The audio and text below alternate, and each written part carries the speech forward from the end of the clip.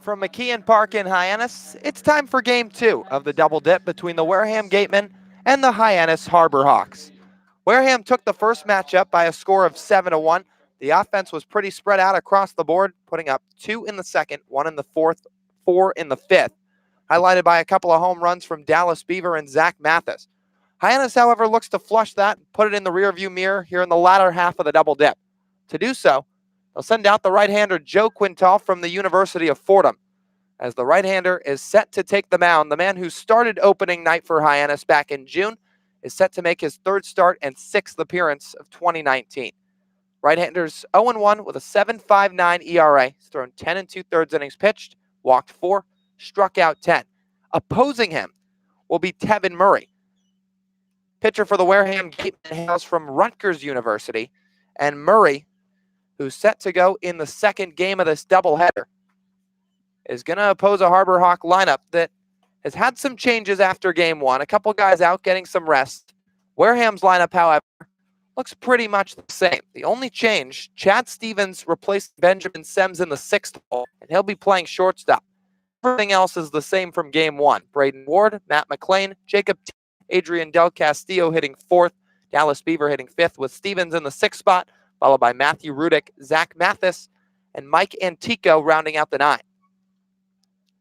So, Brendan, as Joe Quintal gets warm and loosens here before the start of game two in the doubleheader, Hyannis just couldn't really get the bats going in game one, but against a little bit of a lesser arm in Murray, they might have an opportunity to capitalize in game two. Yeah, but you can't take anything lightly in this league, especially against Tevin Murray, who had himself a heck of a season at Rutgers, and he's made his way up here on Cape Cod, making a start for the Gateman Ball Club today, who's been rolling against Hyannis this season, going for the season sweep. They're up 5-0 right now, but earlier today they looked really, really good. They had the bats going, they had balls flying all over the yard, a couple solo shots early, really put the dagger on Hyannis. So we'll see, but Joe Quintal, it's been a while since we've seen him on the mound here at McKeon Park, so it's going to be interesting what he has in store for us. Just going to have to keep the ball down against the Gateman lineup that's been cranking against these Harbor Hawks. Tevin Murray's only thrown one inning this summer. That came 5 days ago against the Whitey Red Sox out at Dunkin' Donuts Park in Hartford. However, for game number 40 for both teams today, that's set to get underway here in the top of the first. Wareham sends Braden Ward, the left-handed bat from the University of Washington, to the plate against the righty Joe Quintal. Game one ended at 4:59 p.m. It's 5:40 here from McKeon Park as the righty Quintal gets the sign from the catcher Hackenberg. Fires home. Ward pushes one foul on a bunt behind home plate. And just like that, we're underway. 5:40 the first pitch time here for McKeon Park. And it's still an absolutely beautiful day on the harbor. Sun's out, very few clouds in the sky. Weather sitting right at 79 degrees. 0-1 with a very slight wind. The right-hander Quintal comes home. Off speed, catches the top of the zone. It's 0-2. So Hyannis enters the game 7-31-1, looking for win number 8 of the season. Meanwhile, for Wareham, who sits at third place in the West Division, already locked up a playoff spot, 21-17-1 record. The 0-2, swing and a miss, strike 3. Joe Quintal starts his night off on the right foot as he punches out Braden Ward to begin the top of the first. So cue it up, one strikeout for the right-hander. This will bring up Matt McLean, the UCLA third baseman. McLean back in game one, 0 for 2 with a pair of hit-by pitches. He'll see the righty Quintal, who gets the sign, moves the leg back, now up, fires home, and it's an off-speed low. The defense behind the Fordham righty tonight. From left to right in the outfield, Rowdy Jordan, Bryce Teodosio, Hunter Goodman. And the same way in the infield, Jackson Olson, Anthony Servideo, Lucas Dunn, and Ian Fair. Quintal ready, the 1-0. Fastball misses down. Adam Hackenberg completes the battery tonight. Catcher from the University of Clemson behind the dish. It was Hunter Goodman in game one. He's now moved up to right. And Hackenberg behind the plate as Quintal gets the sign, fires home. It's a fastball high and away. He's behind at 3-0. Quintal's last outing came here at McKeon Park. That was just 9 days ago. Went 2 innings, 1 hit, no runs allowed. As he's ready, the 3-0 offering. Get me over fastball. That finds the white of the plate, and it's 3-1. And that was arguably his best outing to date. Season high in strikeouts, season low in hits allowed. That came in a 15-5 loss against Katuitt. 3-1. Breaking ball drops at the knees and the count swells. 3-2 with one out. Quintal getting the start here in game 2, his third game started of the summer. Right-hander ready, now the 3-2. Down low, ball 4. Matt McLean draws his first walk of the ball game. It's his third free pass from the 2 games combined, as he's on at first with 1 down for Jacob Teeter. Hyannis here in game 2 sporting their home white uniforms. Orange lettering and numbering, as well as the white pants with the navy blue or the royal blue pinstripes rather. Also the royal blue pinstripes up on top of the jersey with blue socks, blue hats, and the orange H up on the top of the cap. Quintal works to the stretch for the first time. He comes home. Teeter spoils it foul back behind the plate. For Wareham, they're in their road maroon jerseys, navy blue lettering and numbering. They've got the gray pants with the navy blue trim, as well as navy blue helmets with the red W up on the top. Teeter, Florida Southern first baseman, hitting from the left side. Pitch from the righty, Quintal misses down. Fairly quiet night here from McKeon Park. Sparse crowd throughout today.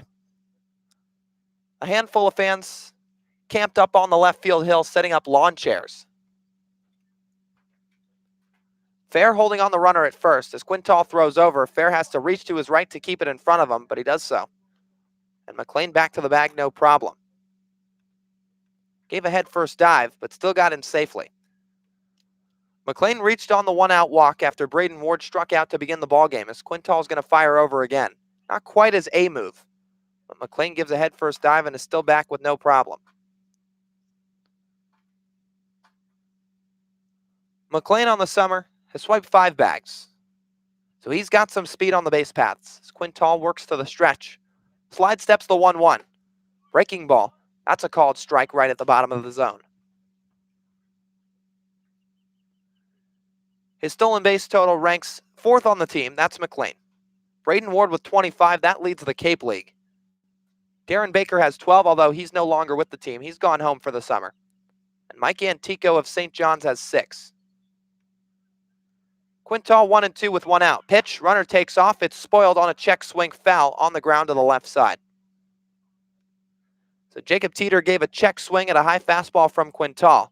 Only got a piece of it, but McLean was taking off for second and had a pretty good jump. He's going to have to retreat back to first, however, as Quintal works back to the mound.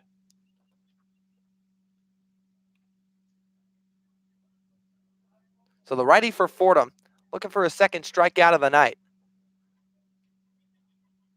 Quintal with the ball behind his back, checks the runner. Now comes set at the letters. The 1-2, runner takes off again, breaking ball low, throw down to second from Hackenberg, and there's no tag applied as the ball goes in and out of the glove of Servideo. So Matt McLean swipes his 6th bag of the summer, and Wareham has a runner in scoring position here in the first. Man on second with 1 out. Teeter's got himself a 2-2 count. For the righty Quintal, he stands at 6'2", 182 pounds. Fordham University, where he plays his college ball in the Bronx. As the righty gets set, the stretch in the 2-2 on the way. Check swing, does he go around? Yes, he does. Jacob Teeter runs down to first base, but Hackenberg easily completes the strikeout, a throw to the inner half of the base to Ian Fair, and there's 2 away. So Quintal's punched out 2. This will bring up the cleanup man, Adrian Del Castillo, with 1 aboard. So Quintal looking for a scoreless first. Hyannis held Wareham off the board in the first inning of game 1. They couldn't do so for much longer, as 2 solo shots from Dallas Beaver and Zach Mathis put Wareham up 2-0 in the second. Righty Quintal, the stretch and the pitch.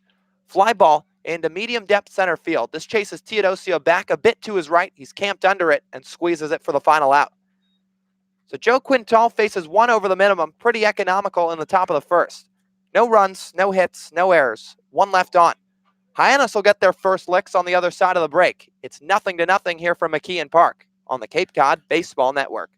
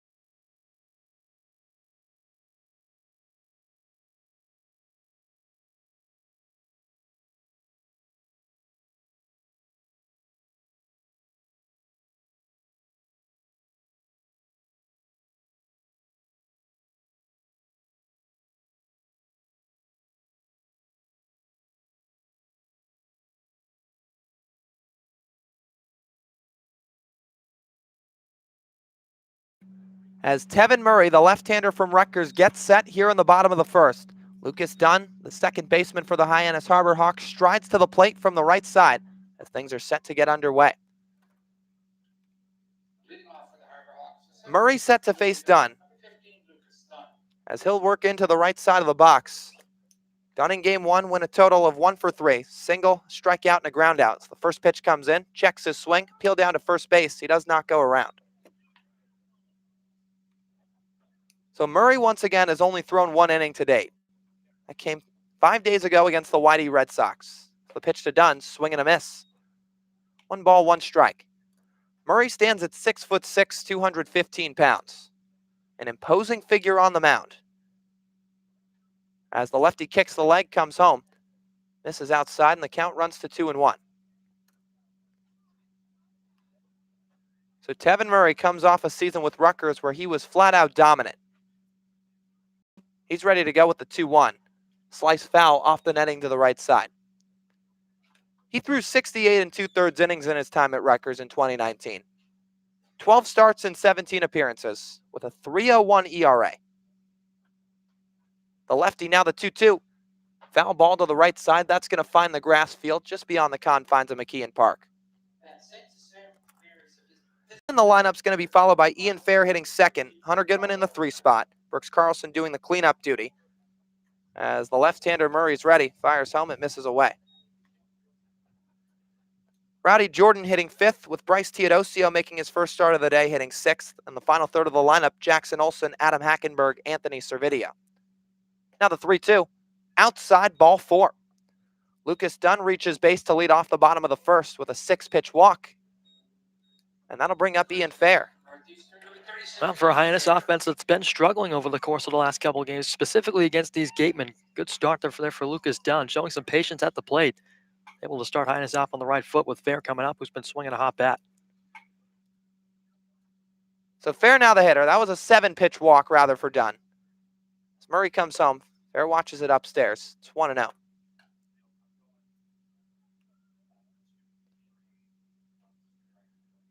So Murray was a candidate for the Big Ten Pitcher of the Year. He didn't quite garner those honors, but he was pretty close. Fastball to Fair, misses high and away. And again, he had no problem punching out batters as Jerry Weinstein's going to call time, Wareham manager, and make his way out to the mound. The entire infield, along with the catcher Del Castillo, coming in for a conference. The Wareham defense tonight behind the lefty Murray. Much more the same as game one. Antico, Ward, and Rudick left to right in the outfield, with Matt McLean, Chad Stevens, Zach Mathis, and Jacob Teeter left to right in the infield. Adrian Del Castillo behind the plate as he's flip-flopped with Dallas Beaver. Beaver caught game one, now he's doing the DHing. Del Castillo DH'd in game one, now he's behind the dish. So meeting adjourned, it was a fairly quick one. As Weinstein trots back to the dugout, everybody back to their respective positions. So Ian Fair back into the right side of the box. He's ahead of the count at 2-0. Murray, the left-hander, kicks and delivers. Ground ball, punch foul to the left side.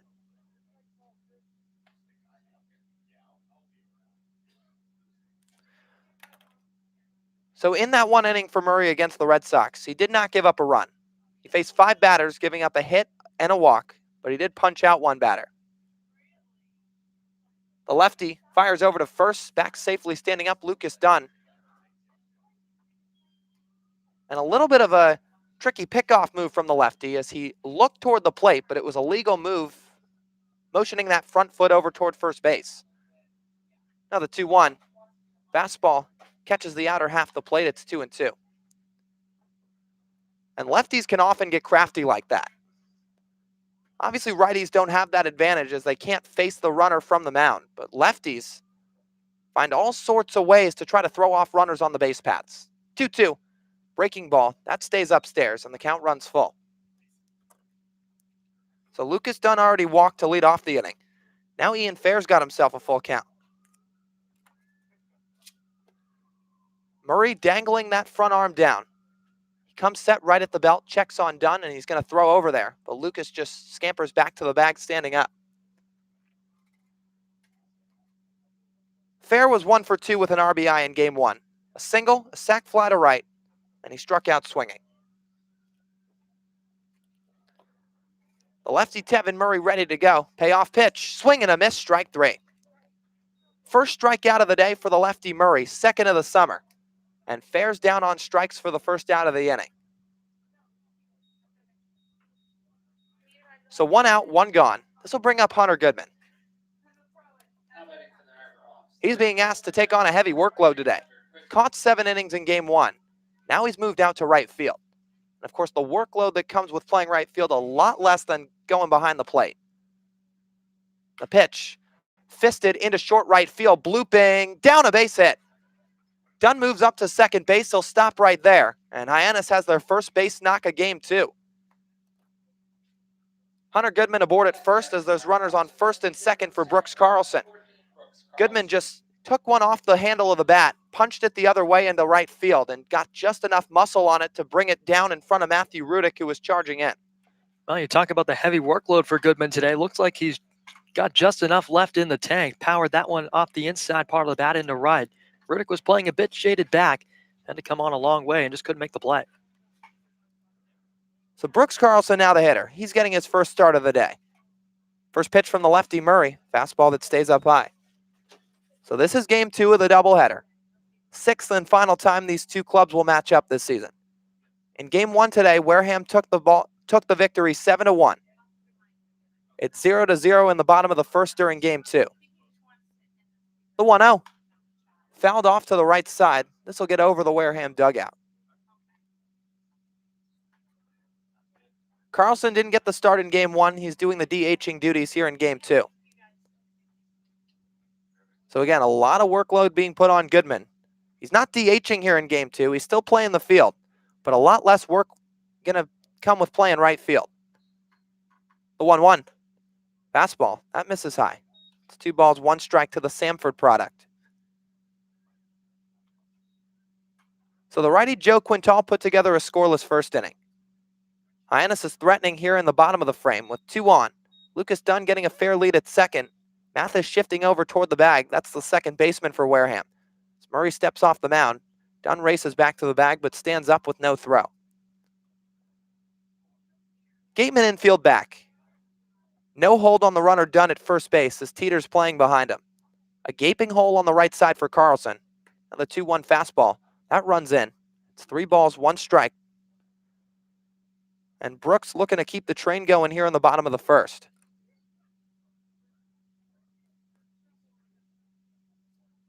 Hyannis looking to strike first. Couldn't do so in game 1. Now the 2-1 comes in. Ground ball hits softly to the left side, foul. McLean tosses it back to Tevin Murray up on the mound as Carlson will work his way back to the box with a 2-2 count.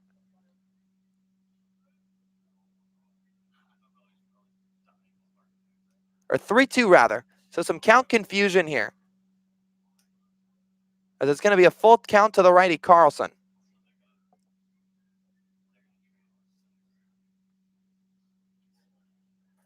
Second baseman Mathis coming in. Dunn scampers back to the bag, diving in safely, although Murray didn't even give a throw.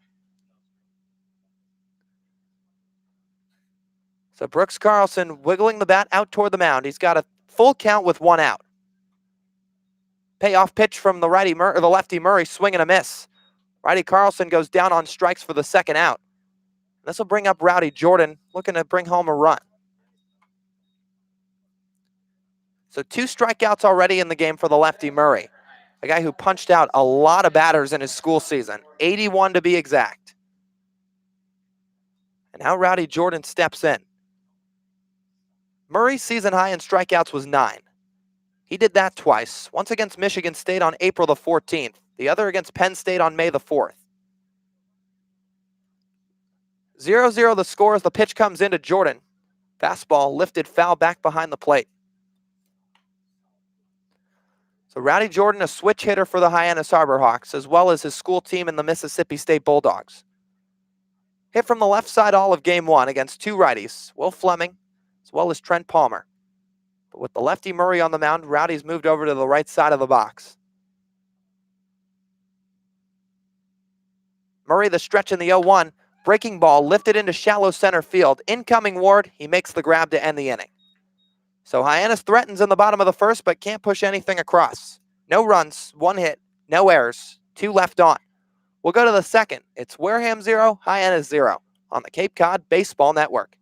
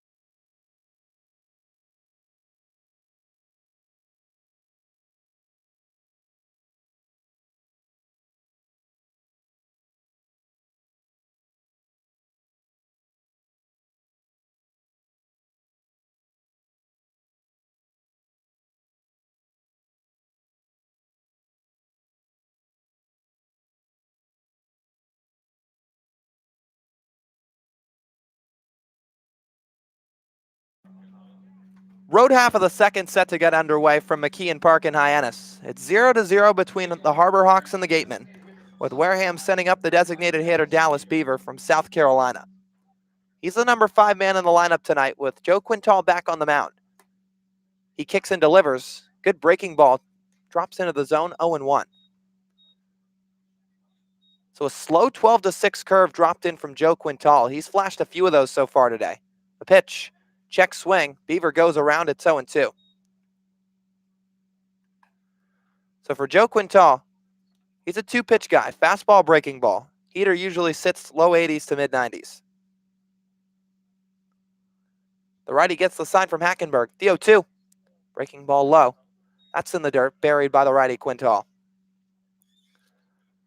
Joe Quintal didn't get a whole lot of work in his season at Fordham. He made just 3 starts and 4 appearances. 1-2. Fastball high and away. Now in those 4 appearances, he was really good. 20 and a third innings, 2.66 ERA with 23 strikeouts and just 3 walks. And the 2-2 to Beaver. Swing and a miss, strike 3. Strikeout completed by Hackenberg. He throws it to fair on the outside part of the bag. And there's 1 down as Quintal's picked up a strikeout to begin the top of the second. Third punch out of the night for the right-hander. This will bring up Chad Stevens. Stevens came in as a defensive replacement in Game 1. Took over on the left side of the infield over at shortstop for Benjamin Sems. Now he's just replaced him here in the ball game for Game 2.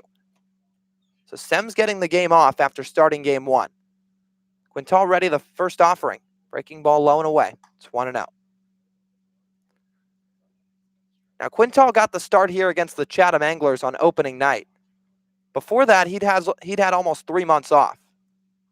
1-0. Off speed, down low. It's chested up by Hackenberg. 2 balls, no strikes to the Portland product, Chad Stevens. In that March 9th outing, he went up against Hofstra. He went 7 innings, giving up 2 earned runs. 2-0. Fly ball lifted on the infield, moving to his left to Anthony Servideo. Done watching him move to his left as Servideo makes the grab behind the bag at second base. So 2 down. Quintal retired the first 2 here in the second inning. He's retired 4 straight now. And this will bring up Matthew Rudick.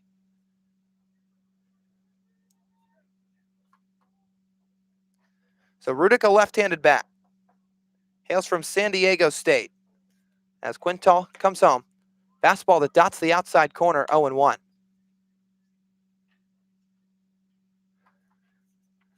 Rudick in Game 1 had an RBI double along with a hit by pitch where he scored twice. Now the 0-1. Heater right down Broadway for strike 2. So a 1-for-3 day with a hit by pitch in Game 1 for Rudick. Now he's looking to make an impact here in the second. It's 0-0 between the two ball clubs. The 0-2. Fastball low. 1 ball, 2 strikes. A little bit of a jet stream here at McKeon Park. It's blowing out toward right center field as the American flag's blowing outwards here from Hyannis. The 1-2 to Rudick. Breaking ball in the dirt. So Rudick, a left-handed bat. He's one of 7 lefties in the lineup here in Game 2. There were 8 lefties in the lineup in Game 1. There were 8 lefties last night when Wareham and Hyannis squared off. In that contest, the Gatemen won 9-1 out at Spillane Field. Quintal's 2-2. Breaking ball misses down low again, and the count runs full.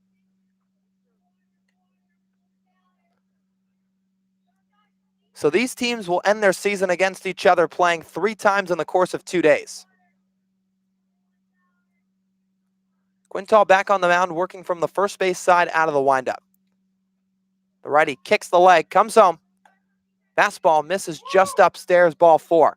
Borderline strike, but Quintal can't quite get the call as Matthew Rudick's going to issue a 2-out walk. Matthew Rudick's going to get a 2-out walk. He'll run down to first base. So Quintal's yet to give up a hit. He's given up a pair of walks, 1 to Matt McLean, 1 to Matthew Rudick. And now we'll face the number 8 man in the lineup, Zach Mathis. Mathis, a left-handed bat from LSU, who's wiggling it above his front shoulder, or his back shoulder. Pitch from Quintal. Fly ball lifted shortly down the right field line. Back goes fair. In comes Goodman. Nobody's going to have a play. That drops foul over by the Wareham bullpen down the right field line. This will bring Mathis back to the box with an 0-1 count. Zach Mathis in Game 1 had one of the 2 home runs. That was a wall scraper out to right field. Rigsby Mosley went back for it. Looked like he had a chance to make the play, but it was just a little bit out of his reach after he gave a leaping effort. That was Mathis's first home run of the summer. This is also only the 3rd game he's played it. Quintal, the righty, comes set at the letters. The pitch. Fly ball lifted in the air to left field. This is hooking foul. Rowdy Jordan giving chase, and he can't get there. This one drops into the Hyannis bullpen down the left field line. So Mathis given a little bit of a wake-up call to both bullpens. It's a foul ball down the right field line into the Gateman pen, and a foul ball down the left field line into the Harbor Hawk pen.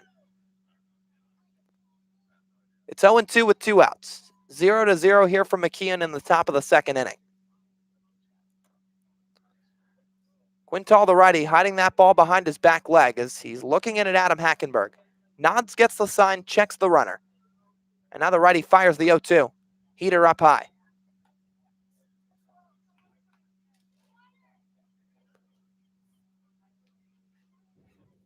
Mike Antico awaiting on deck if we get there. But Quintal looking to end the top of the 2nd right here against the lefty Zach Mathis.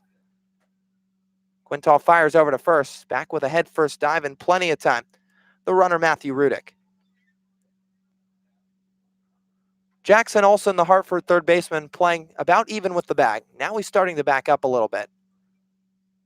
And Lucas Dunn shaded onto the outfield grass at second base. 1-2 from Quintal. Buries a breaking ball out in front of home plate. That'll even the count.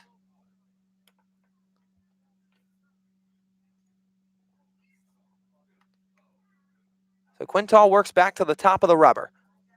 Out of the box for a brief moment is Mathis as he gets set, taps the plate once, and loops the bat around the zone once. The righty Quintal, the stretch in the 2-2. Called strike 3 on the inside corner. 4th strikeout in 2 innings for the righty Joe Quintal, and he's put up 2 zeros so far in his outing. For Wareham in the inning, no runs, no hits, no errors, 1 left on. We'll go to the bottom of the 2nd. It's Wareham 0, Hyannis 0 on the Cape Cod Baseball Network.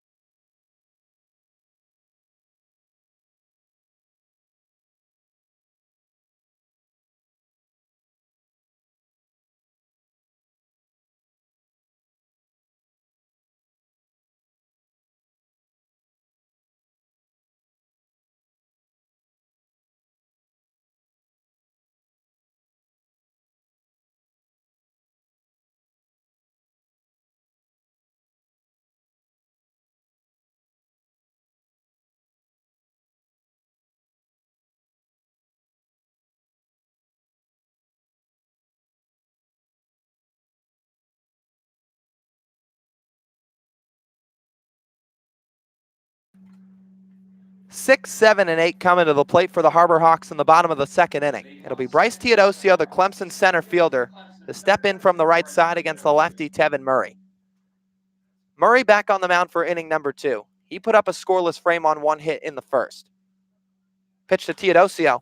Foul ball slapped the opposite way. That'll get out of play. Teodosio was a little bit late on that one, but still got a good piece of it. Just couldn't hook it into fair territory.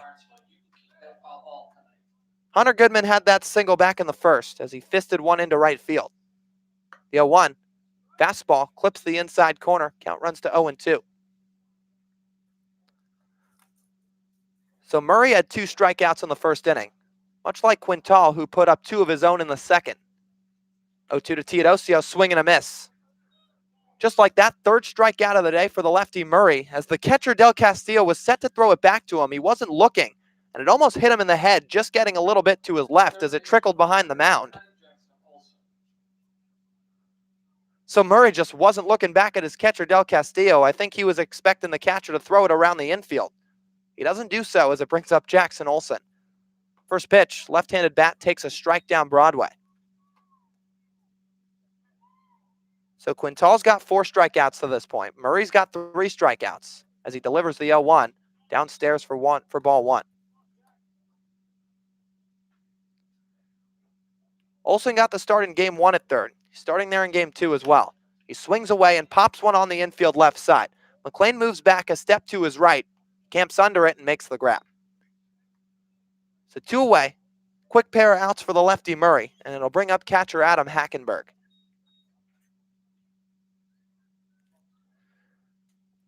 So Murray's faced 7 batters so far. He was 2 over the minimum in the first as he gave up a leadoff walk to Lucas Dunn and then the 1-out single to Hunter Goodman. But he's gotten the first 2 batters out here in the second, working very quickly as he kicks the leg, comes home. Fastball up high. Adam Hackenberg, who got the game off in game 1, getting the start in game 2, hitting 192. Swings away, crushes one. Deep center field. Back goes Ward, still going at the track, and he makes the grab. So Hackenberg gives one a long ride to straightaway center field, but the Washington Husky Braden Ward played it perfectly. Drifting back, settled onto the track, and made the grab to end the inning.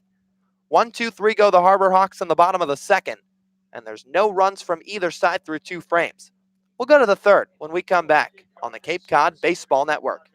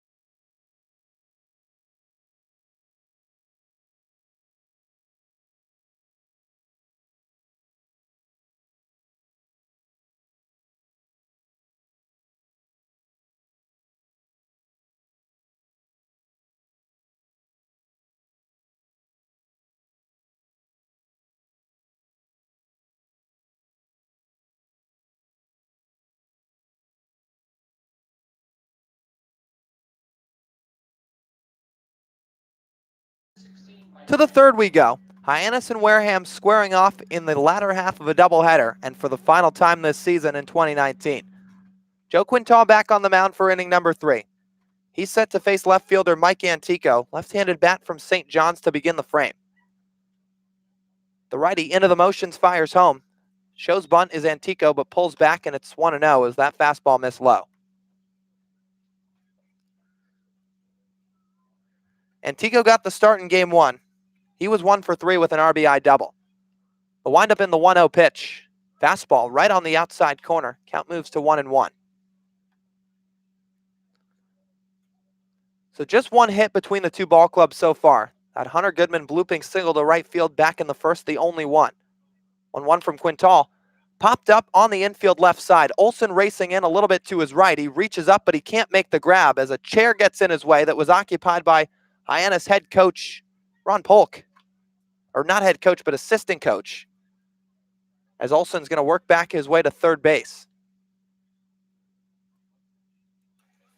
Yeah, and Ray Korn was sitting in a chair just next to assistant coach Ron Polk, jumped up and scampered out of the way when he saw Olson making a beeline right for him.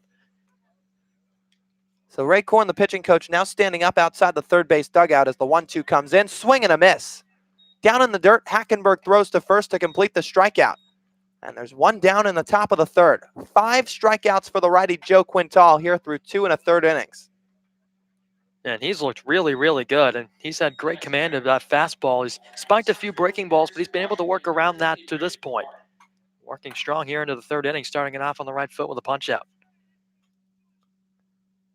So this will bring up Braden Ward for the second time. He was one of the 5 strikeout victims thus far. Struck out to begin the game in the top of the first. Quintal, the windup in the first pitch. Slapped the other way in the air to short left. Rowdy Jordan coming in and makes the grab underhand on the run. So Jordan had a late read on it, but makes up for lost time as he still comes up with the baseball for the second out. So 2 down, this will bring up Matt McLean. Quintal, still no hits allowed, has only given up the 2 walks. One in the first inning to the batter digging in right now, McLean. And the other in the second inning to Matthew Rudick. The wind in the offering. Breaking ball, good bite to it as it hits the bottom of the zone, strike 1. Quintal's really had that breaking ball working so far today. He spotted up his fastball well on both sides of the plate. And also mixed in the breaking ball. 0-1. That breaking ball misses down low. Now, Quintal's a guy who's known to strike out a lot of batters. He did it a decent amount in his school season. His best start came where he punched out 9 back on March the 2nd against Maryland Eastern Shore. 1-1 fastball misses away. So he had 9 strikeouts in 6 innings pitched during that start. Gave up just 1 earned run. He also struck out 9 back on that March 9th outing. And the 2-1 heater, that misses away. 3 balls, 1 strike to the UCLA Bruin McLean.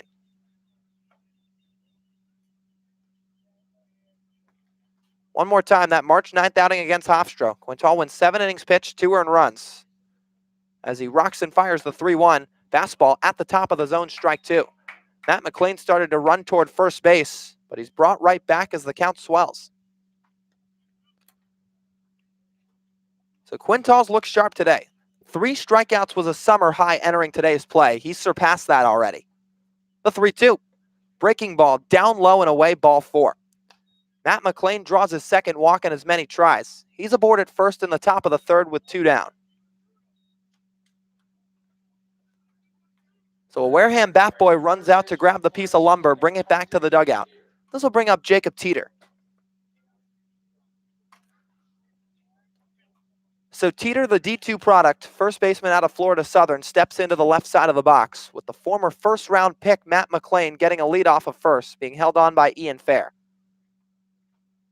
Quintal works back to the stretch, the first pitch. Popped up on the infield to the left of Adam Hackenberg, loses the mask, chases after it, and makes the grab in the on-deck batter's circle. That ends the top of the third. Quintal faces 1 over the minimum and puts up another 0. No runs, no hits, no errors. 1 left on for Wareham in the top of the frame. We'll go to the bottom of the third. It's Wareham 0, Hyannis 0 on the Cape Cod Baseball Network.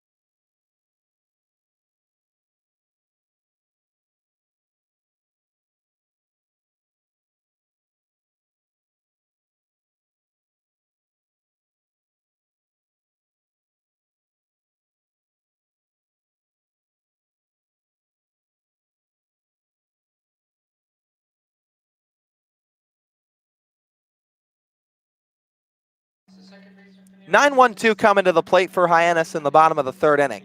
It'll be Anthony Servideo followed by Lucas Dunn and Ian Fair to lead off against the left-handed arm Tevin Murray.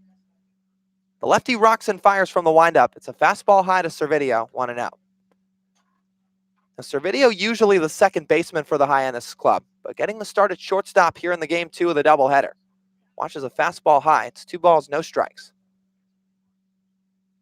So a couple of lineup changes for Chad Gassman in game 2. As Murray fires home the 2-0, heater down low, and Servideo's way ahead at 3 balls, no strikes. Jordan Westberg getting the game off. That's something he hasn't seen since entering Cape Cod. Gets to take a seat on the bench for game 2.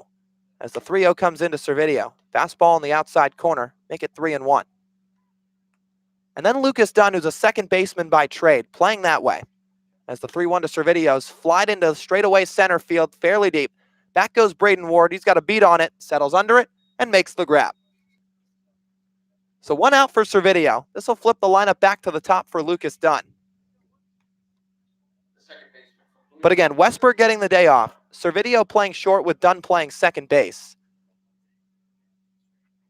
Usually it was the middle infield combination of Westberg and Servideo for most of the summer, at least since entering the month of July. So the pitch comes into Dunn. It's a fastball high.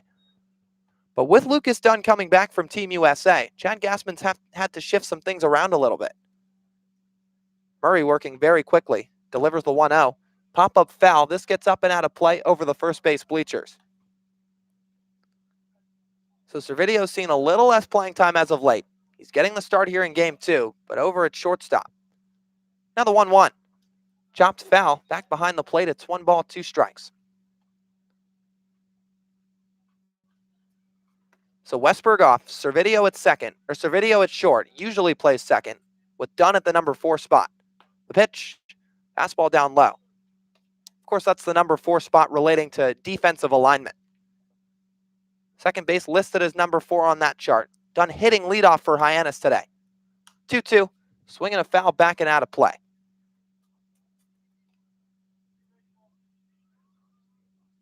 Dunn plays second base as well as center field at Louisville. He's made all his starts at second base for Hyannis here in 2019. Murray rocks and delivers. Swing and a miss, strike 3. Lucas Dunn punches out for the first time tonight. It's the 4th strikeout for the lefty, Tevin Murray. And there's 2 down for Ian Fair. Fair's also struck out once today in game 2. 1 of 4 strikeout victims as he looks to get Hyannis going on offense here in the bottom of the frame. The first pitch. Fly ball lifted into short right center field. Braden Ward comes in a bit to his left and he makes the grab. So in the blink of an eye, Tevin Murray works a 1-2-3 bottom of the third inning. No runs, no hits, no errors, nobody left on board. We'll go to the 4th. It's Wareham 0, Hyannis 0 on the Cape Cod Baseball Network.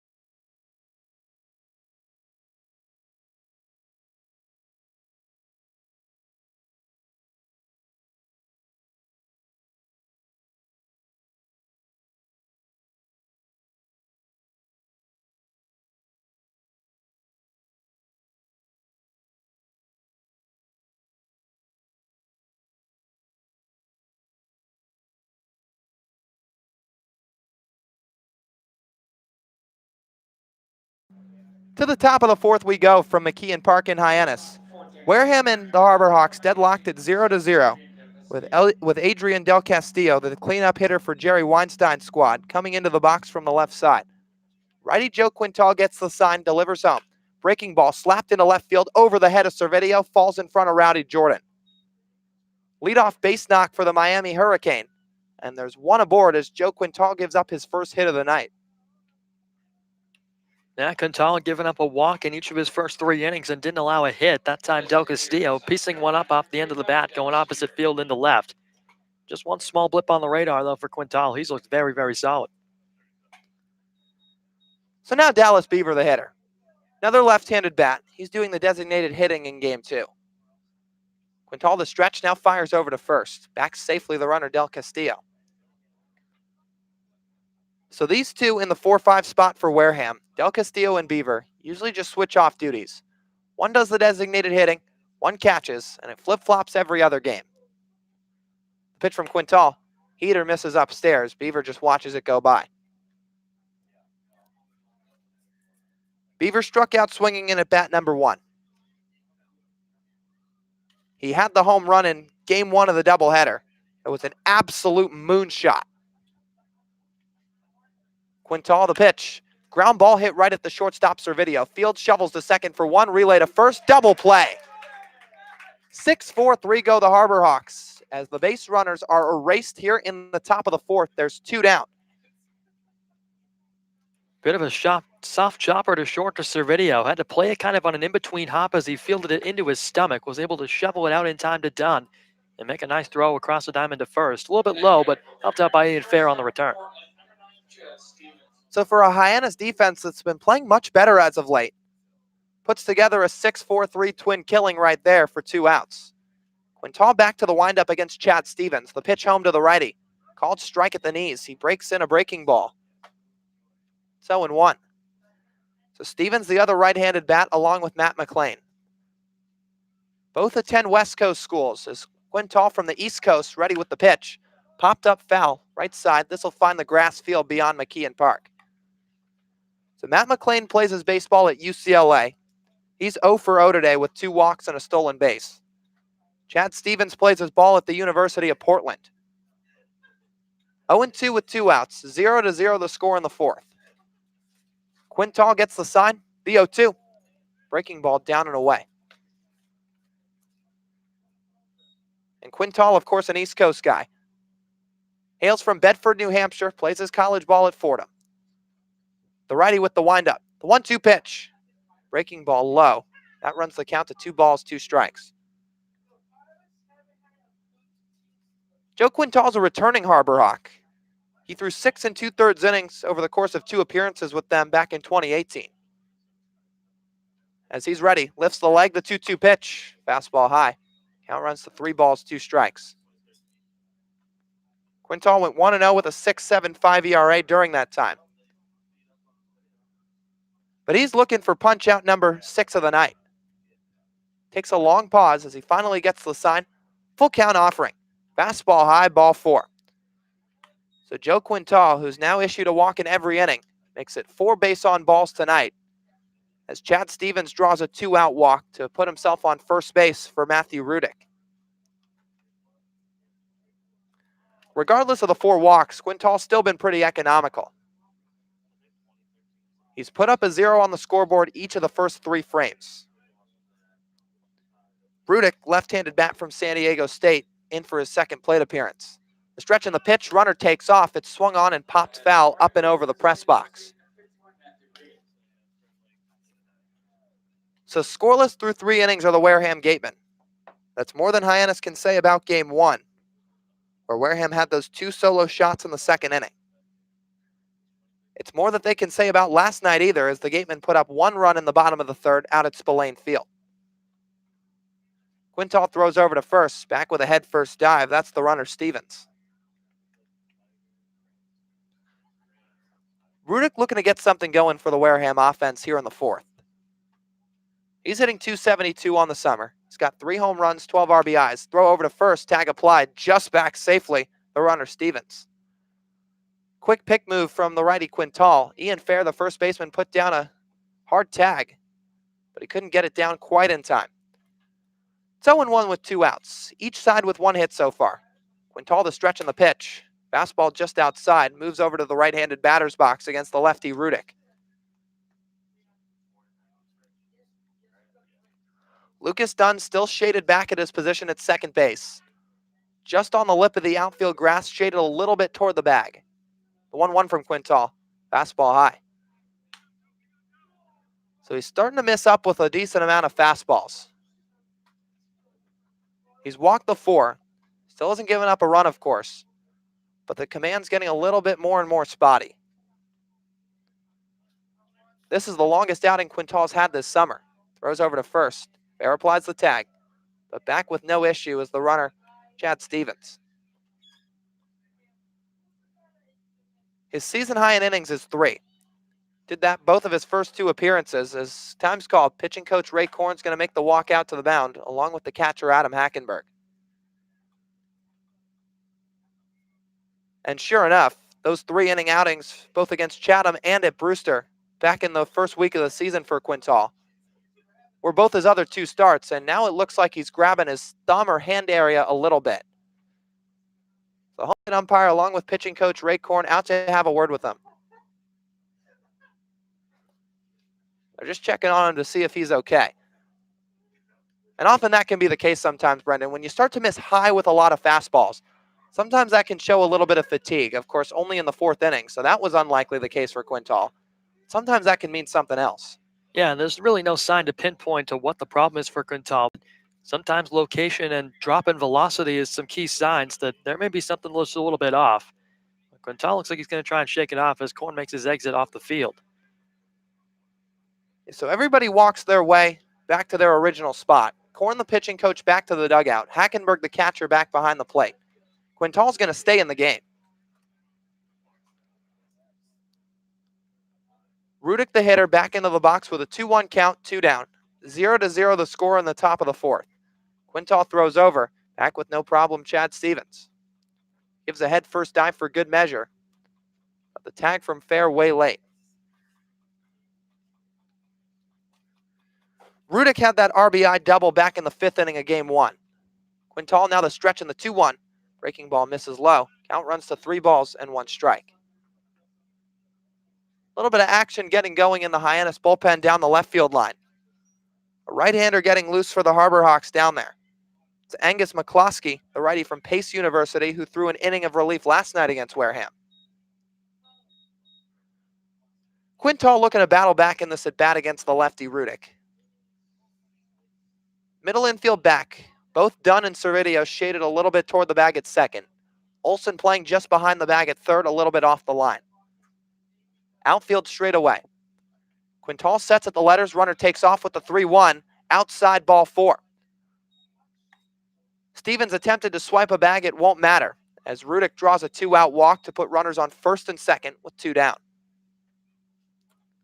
So Quintal's now issued 5 walks. Command's been a little bit all over the place as of the last inning or so. And now Zach Mathis will be the hitter, looking to put the first run on the board for the Gatemen.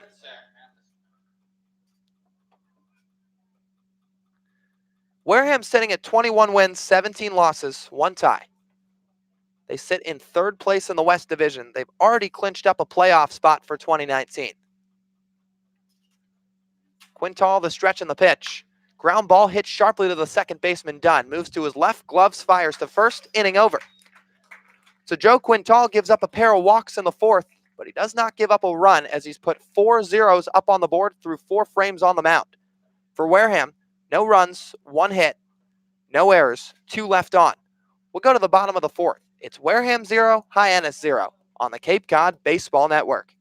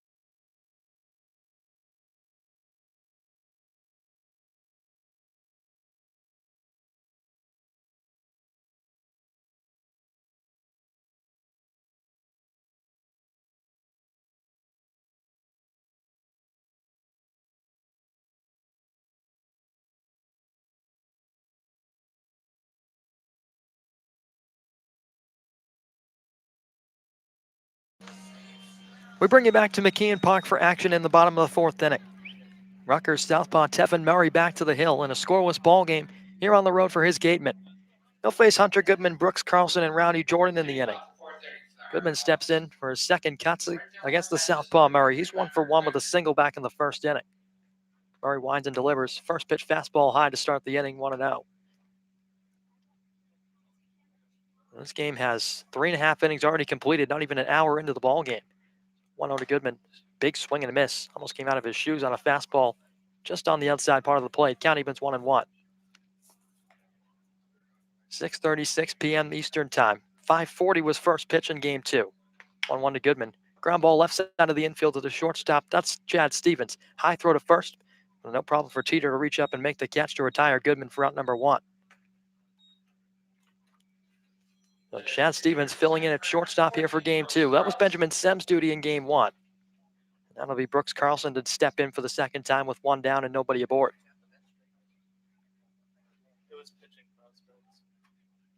So Tevin Murray going toe for toe with Fordham starter Joe Quintal for the Hyannis Harbor Hawks as Carlson looks at a fastball upstairs, 1-0. And Murray in his season at Rutgers went 68 2/3. And a high workload as Carlson chops one down the third baseline. That'll drift foul past the third base bag. It was a late arrival here on Cape Cod for this Wareham Gateman Ball Club. Only made 1 appearance, did pick up the win in that game, though, against the Whitey Red Sox. 1 inning, struck out 1, walked 1, gave up just 1 base knock. Pitch to Carlson, fastball up and away. Count 2 balls and a strike to the Sanford product. Taps the plate once and looks back to Murray, who's working quickly. 2-1. Off speed, that picks up the outside edge. Count levels at 2-2.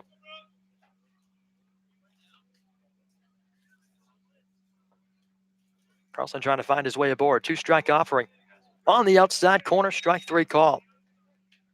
Carlson bends back, not too pleased, but he's rung up for strike 3. That's the 5th strikeout of the day for Tevin Murray, all told. That'll bring in Rowdy Jordan with 2 away. Boy, oh boy, Tevin Murray has been working very quickly and racking up the strikeouts, and Hyannis with just 1 hit to their name in the ballgame so far. First pitch to Rowdy. Runs away, ball 1.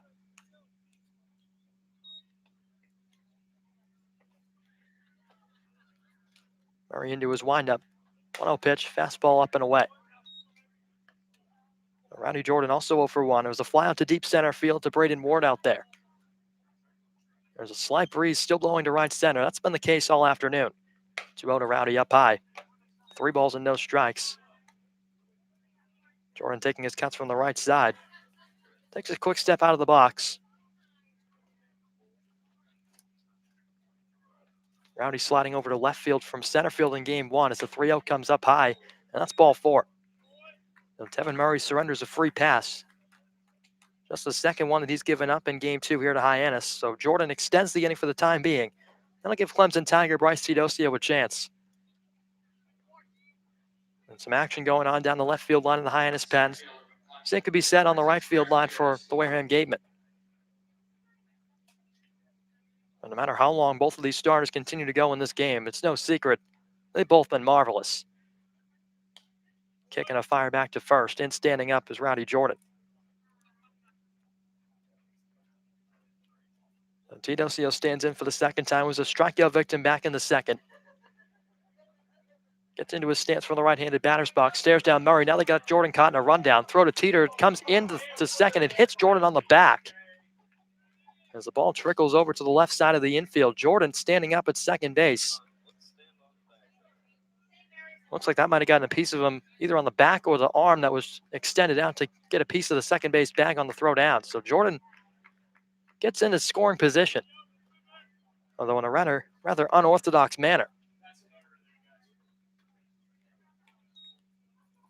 So Tevin Murray went over to Jacob Teeter at first base. Jordan was off on the leg kick. And again, that's that deceptive move that Murray features, along with a lot of left-handers. They find their ways to confuse runners on the base paths as Teodosio gets one off the inside part of the bat, a soft liner to third. No problem for McLean to jog back a few steps and squeeze it to make the catch and end the inning.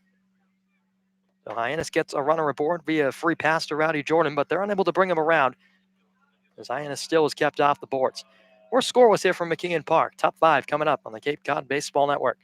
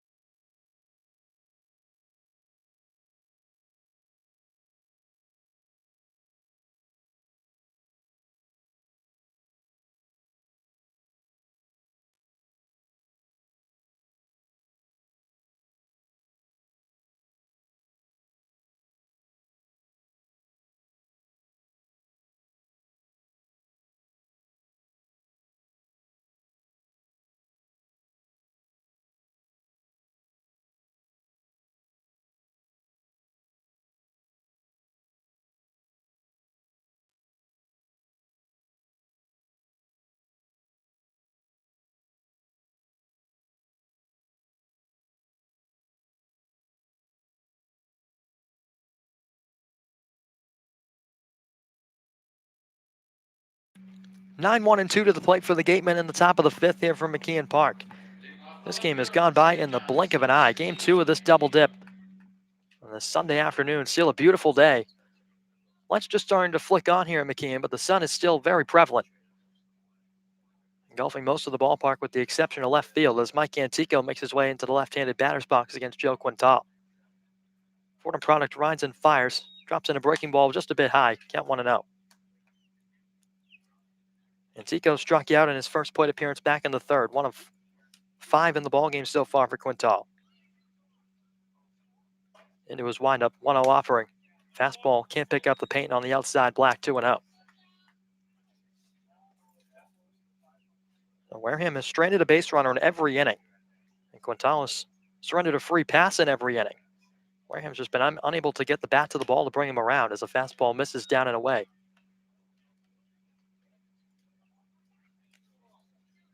3 balls and no strikes the count. Quintal coming off a July 19th performance against the Kettleers in which he went 2 innings. Very strong in that one. 3-0. Fastball on the outside corner to run the count to 3-1. Quintal has followed that performance up with another strong one here. Set a new summer high in strikeouts. He's got 5. Trying to work his way back on a 3-1 count here. Off speed, that's in there. Antico starting to head down to first. He'll take a stroller just outside the left-handed batter's box. He thought that one was ball 4, a bit inside. Instead, the count swells to 3 balls, 2 strikes.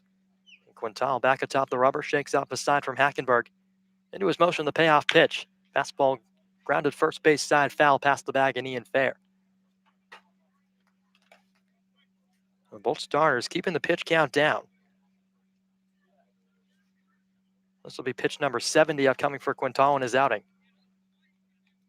Angus McCloskey still getting loose down there in the Hyannis pen. Made an appearance last night against these Gatemen. That was his Cape Cod League debut. Remains to be seen if he will get in the game. Quintal, another payoff pitch upcoming. Here it is. Breaking ball high, and he lost him. So the trend continues for Quintal. Another free pass. This one to Mike Antico to start off the 5th inning. Now back to the top of the order for Braden Ward. The next batter is center fielder from the University of Washington, number 15, Braden Ward. Ward trying to jumpstart something, and Wareham has had base runners on in every inning, and now it'll be assistant coach Ron Polk on his way out to the hill. Rest of the infield going to join him on his way out, along with Adam Hackenberg making strides out to the rubber.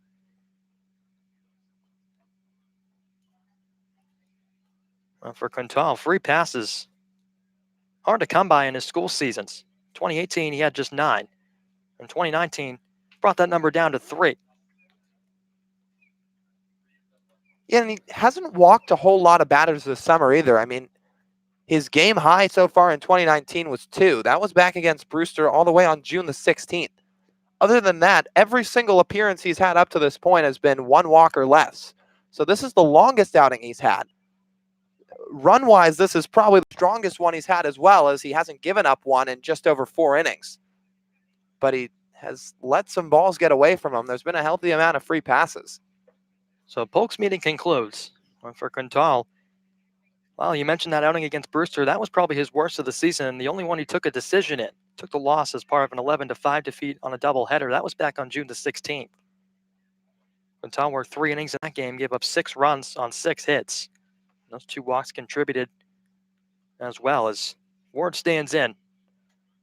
Quintal out of the stretch, fires. Ward squares to bunt, drops one down the first baseline. Fair in to get it. Ward out of the baseline, tag applied, he's out.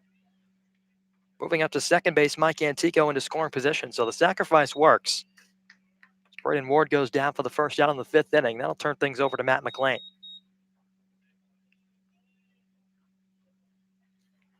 And McLean has drawn a pair of free passes. Now Chad Gassman's out of the dugout. That's going to end Quintal's day.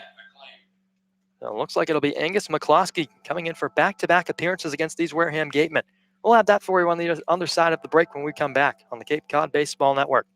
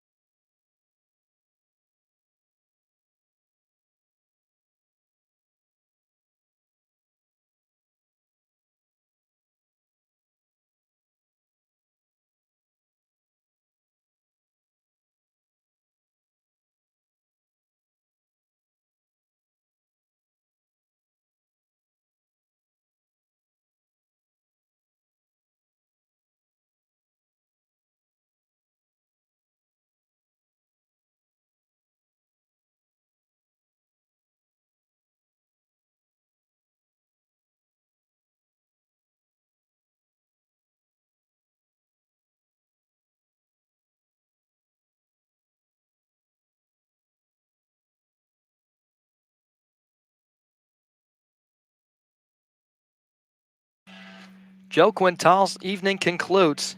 He's being relieved of his duties by Angus McCloskey out of Pace University, coming on making his 2nd appearance in a Hyannis uniform as well as Cape Cod. He'll face Matt McLean. He'll be the first man to step in to greet him.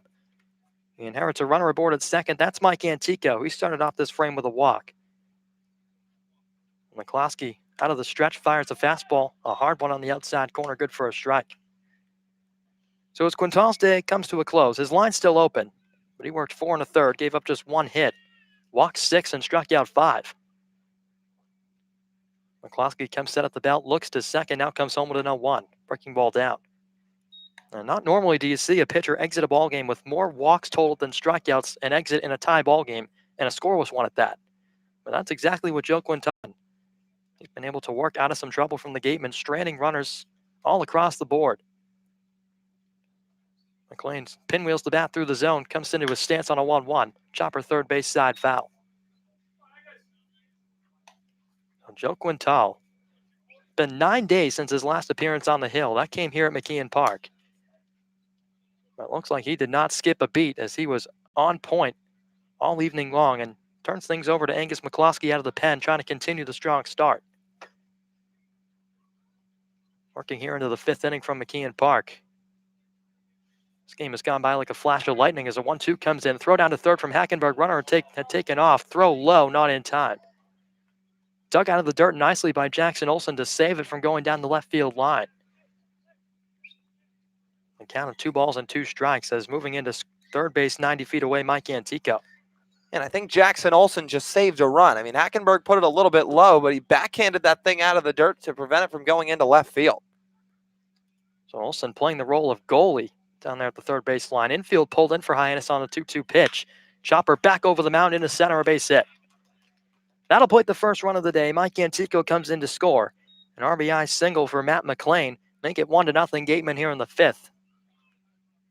This Gateman offense breaking through here in the top of the inning against Angus McCloskey, who gives up his first run on the Cape. And the infield playing in kind of helped McLean to come through with that hit. Although if the infield had been playing back, that still would have gotten the in from third. McLean picks up that RBI single. It's currently the deciding factor. So with 1 out in the inning, Jacob swings at the first pitch and he into right field past the diving glove of stopping up at nice Matt McLean. And Jacob Teeter, no time. Not even giving McLean a chance to catch his breath before a late single. 2 on and 1 out. That'll give way to Adrian Del Castillo. For McLean, that RBI he picked up a moment ago, 22 of his summer. First surrendered by Angus McLean. The Cape worked a perfect inning last. No hits in 1. That was at Spillane Field. Del Castillo takes his third cuts here of game 2. It's a breaking ball down and in by the shoot to out. The Miami Hurricane 1 for 2 to this point in game 2 with a doubleheader. DH in the first contest. Wareham took that one by a score of 9-1. They lead the season series 5-0. Pitch from McCloskey on 1-0. Both runners take off. Hackenberg's throw higher this time. Tag applied from Olsen. They got him. Olsen went down to a knee to catch it. It throws a bit wide, but on a rope to third to gun down McLean. Moving into second base was Jacob Teeter, but the lead runner erased off the base pads. And the count moves to 1-1 on Del Castillo with 2 down. That makes life a little bit tougher for the Gatemen here in the 5th, trying to add on to a 1-0 advantage. McCloskey lifts the leg and fires, swing and a miss from Del Castillo on a breaking ball down.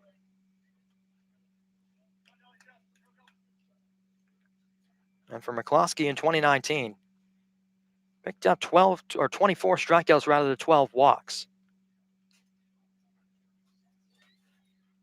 He would love a strikeout to get out of this inning on 1 and 2. Here he gets it. Swing and a miss from Del Castillo on a breaking ball outside. So he gets the catcher to fan to end the frame. Wareham strands 1, but they put 1 on the board. An RBI single from Matt McLean gets the Gatemen ahead 1-0 here in game 2. Hyannis will come back to the plate when we return on the Cape Cod Baseball Network.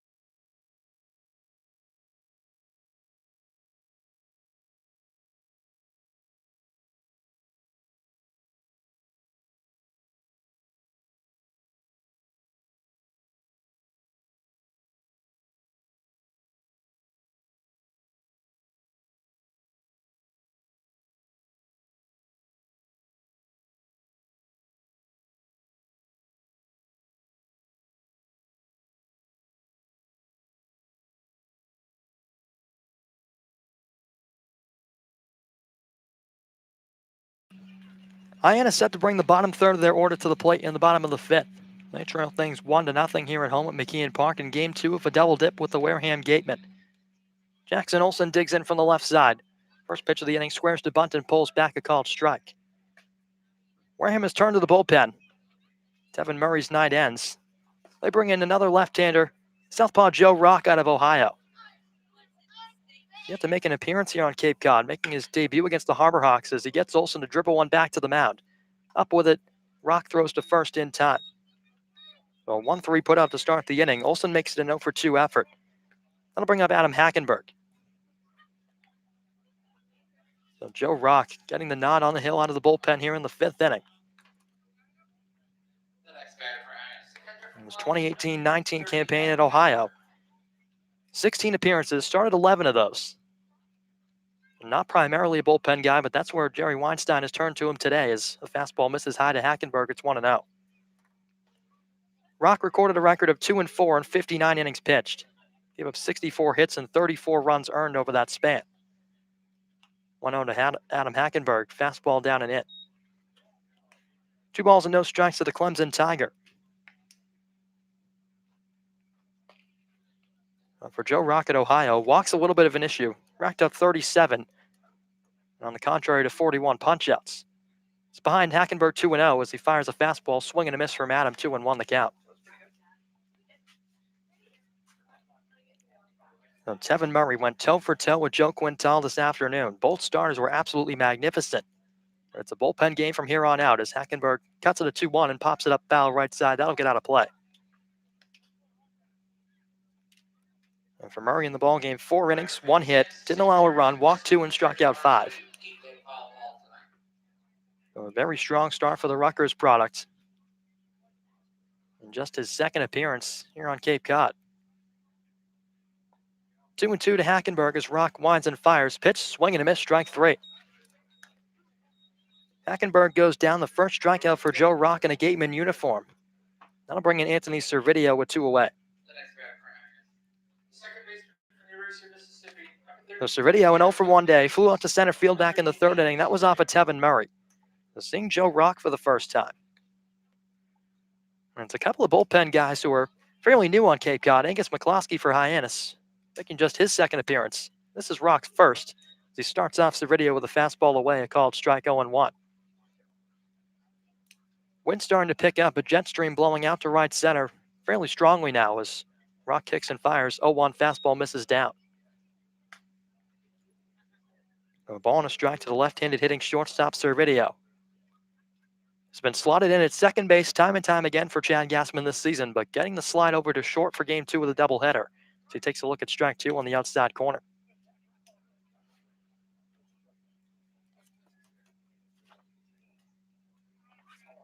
Servideo batting out at the number 9 hole, trying to keep the bottom of the 5th inning alive for these Harbor Hawks. Rock gets a sign he likes from Del Castillo behind the plate. Winds and fires, 1-2 pitch, swing and a miss, strike 3. Tag applied from Del Castillo behind the plate as Servideo goes down. Shaking his head on the walk back to the dugout. Back-to-back strikeouts ends the inning for Joe Rock. Not a bad start to his Cape Cod League career. He goes 1-2-3, gets Hyannis in order. Harbor Hawks kept off the board again, 1-0 Gateman. We'll go to the 6th on the Cape Cod Baseball Network.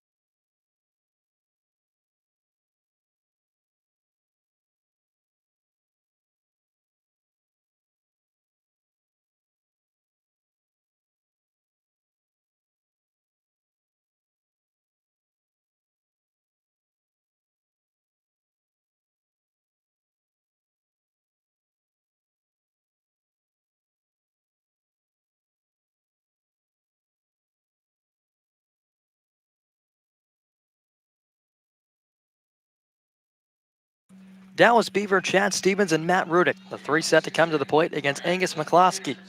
Back for his third inning of work here on Cape Cod. Second tonight in the ballgame in Game 2 with a double dip. Beaver stands in from the left side. First pitch from the righty McCloskey. Pop up left side out of play, foul. That'll get back and over the bleachers and become a souvenir. So for Hyannis, wrapping up the season series with Wareham here today at the conclusion of this 7-inning contest. Wareham on top in the season series 5-0 as Beaver gives a half-hearted swing. Appeal down to third, no swing. So the count evens a ball and a strike. And for McCloskey in his season at pace, picked up a 3-0 record, but an ERA of 4.5 as he comes home with a 1-1. Fastball runs up at the letters. Wareham has definitely gotten the better of Hyannis this season in 2019. They put up double digits in each of the first 3 contests. 9 in Game 4 last night as Beaver swings and pops one out of play again left side. 2 balls, 2 strikes the count. Then in Game 5, Game 1 here today at McKeon Park, Wareham took that by a score of 7-1. Able to pile on 8 hits as Beaver swings, gets one off the end of the bat to the shortstop Servideo. Fields glove side, off balance throw to Fair in time for the out. Well, that's a fine play by the Ole Miss Rebel Servideo. Had to range to his right, reached down by the ankles, fielded it on a short hop. Strong throw to first. Helped out by Fair to go up the ladder a little bit. Dallas Beaver doesn't have any blazing speed, so the throw was able to beat him in time as Chad Stevens works his way into the box. This game has gone blazing by. Just an hour and 23 minutes into it. Stevens comes to bat here in the 6th with 1 out. First pitch from McCloskey. Off speed, a called strike.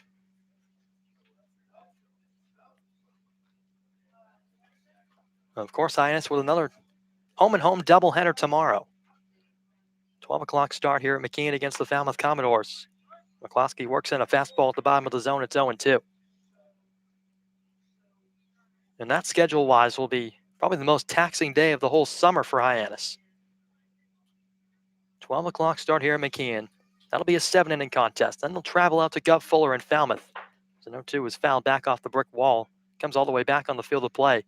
As McCloskey will go retrieve it off the mound. Count holds as Stevens resets outside the box. We'll do it again. The Falmouth Commodores been playing outstanding baseball. They're out at Doran Park tonight taking on the Bourne Braves, trying to make it 12 wins in a row. They currently have a lead of 1-0 over Bourne in the bottom of the 4th inning, rather. McCloskey's 0-2. Breaking ball, chopper left side, past the third base bag, foul. Jackson Olsen gave it a look for a moment, but had no play. Chad Stevens hanging tough. No ball, 2 strikes. 0 for 1 with a walk on his day. That was the first of back-to-back surrendered by Joe Quintal in the 4th inning. Stevens holds the bat pointed out at McCloskey as he works set to the belt. 0-2. Fastball just a bit outside off the plate. Hackenberg trying to provide McCloskey the frame as he aggressively catches the ball on his way back to the hill. It's been a tightly contested one here in Game 2. A pretty briskly played ball game to this point. Stevens has been hanging tough, putting up a good fight against McCloskey. He's fouled off a couple of pitches on 0-2. Now the count 1-2, the pitch. Breaking ball in the dirt. Knocked down by Hackenberg behind the plate. 2 balls, 2 strikes to the right-handed hitting shortstop.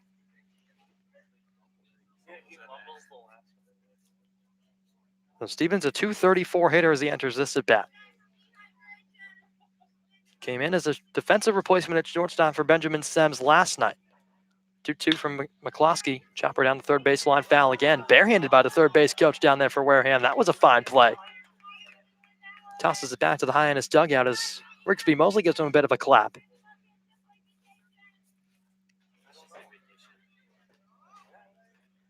Two balls, 2 strikes. McCloskey ball dangling in his right hand as he comes set at the belt again. 2-2 to Stevens. Fastball, ground ball left side. Olsen to Anita. Stop it. Gets up. Fires across the diamond. Wide throw. Not in time as Fair's foot came off the bag. And Chad Gassman is livid. Gassman is running out onto the field of play to have a word with the first base umpire. That's Ed McAvin, who was the home plate umpire for game one. Gassman is hot. He's on his way out there, giving McAvin an earful. And just a quick word for him is now Gassman might have asked for the umpires to get together and review this one because Fair fielded the throw a bit high. Olsen made a heck of a play to get the stop down there down the third baseline, and they call it the hot corner for a reason. And Olsen had to make a fine backhanded play. It was a strong throw across the diamond to Fair. And the ruling was that Fair's foot had come off the bag just in the nick of time as Stevens beat the throw. Now all three umpires getting together to have a conference. Home plate umpire for this game, Doug Isham. Joe LaBella, the field umpire, and Ed McAvin was over at first, who just made the call. They're going to give the base to Chad Stevens. Gassman still shaking his head over there just in front of the Hyannis dugout. Now to put a runner aboard, so Stevens records a base hit. He's aboard for the second time tonight. That'll bring up Matt Rudick, who's also had that same fate of being aboard twice, both by working some free passes, though. Both of those came via Joe Quintal. One of the 7 lefties in the lineup looks at a fastball outside, 1-0.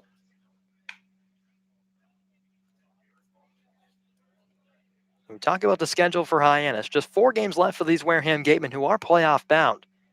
3 of the final 4 will be back at home at Spillane Field. Their lone road game will come on a trip to Doran Park. That'll be on Tuesday. McCloskey works in a fastball on the outer edge for a strike to even the count 1-1. Rudick takes a step out and looks toward Jerry Weinstein, who just gives him a clap of reassurance on the first baseline. It's been an entertaining ball game. Wareham's put up 4 hits. They got a runner aboard with 1 down here in the 6th. Pitch, liner back over the head of McCloskey into center, a base hit. Takes a weird hop up to Teodosio, but he fires it back into the infield. Servideo cuts it off as stopping at second base, Chad Stevens. So Matt Rudick gets aboard for the 3rd time today in game 2. Couple of walks and now a single. That pushes things even further in the inning for Zach Mathis.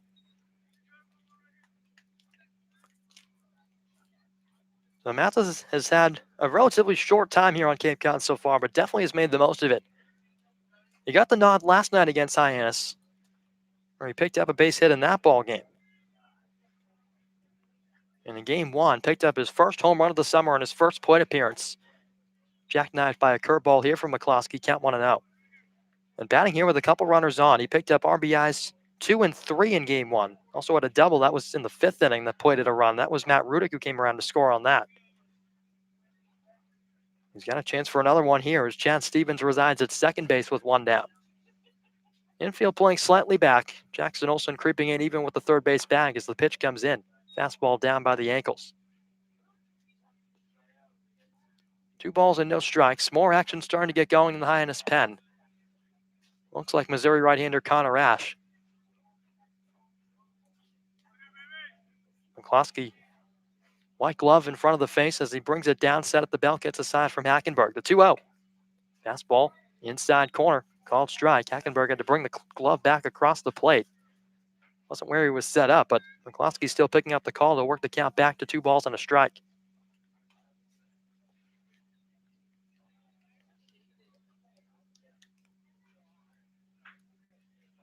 Angus has picked up 1 strikeout so far in his outing tonight. He's also given up 1 free pass. That was to Mike Antico to start his outing. Pitch, pop up left side of the infield. Hackenberg loses the mask. Jackson Olsen by the dugout. That one will fall back out of play. Just to the left of the Hyannis dugout. Count evens 2 balls and 2 strikes. Mathis putting up a good fight from the left side.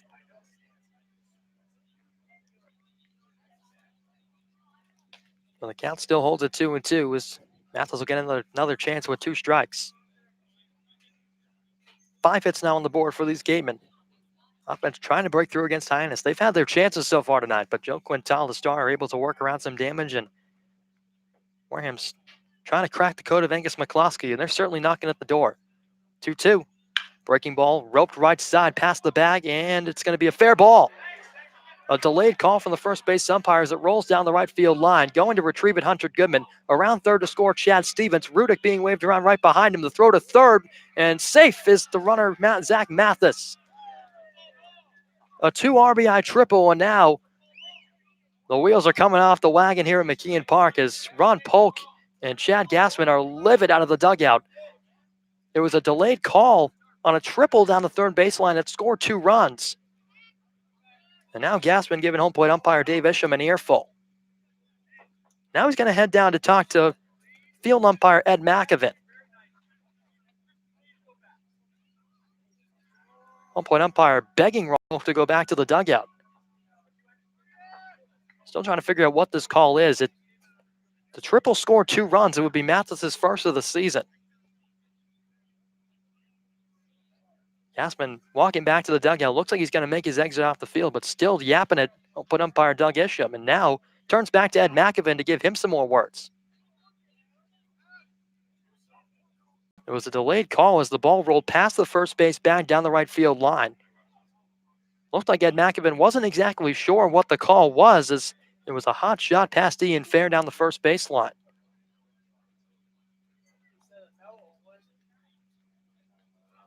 Umpires getting together just to the right of to the pitcher's mound. Ron Polk and Chad Gassman still on the field to play, waiting to see what the verdict is. And this would score 2 runs to make the Wareham lead 3-0. And that would be a huge blow to Hyannis, who had really been pitching well in this ball game. Around 5 hits put up by the Gatemen.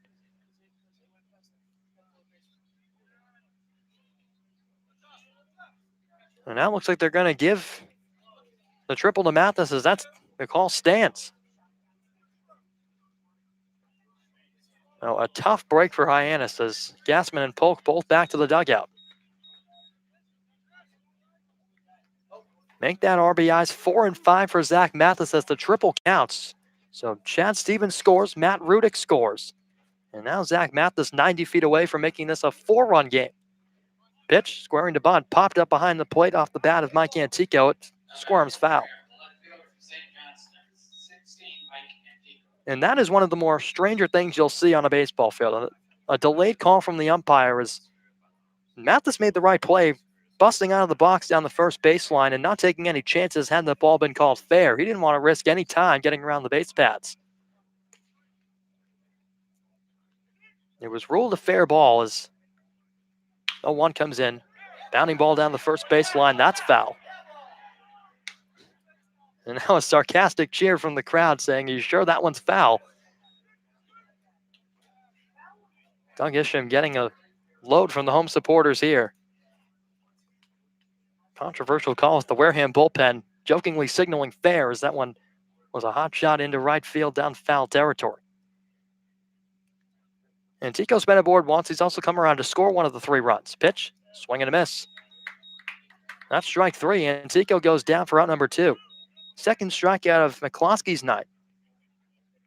Now back to the top of the order for Braden Ward with a runner at third, but Chad Gassman making a mean stroll onto the mound. He makes the signal to the bullpen right away, and that'll bring in Connor Ash and end Angus McCloskey's day.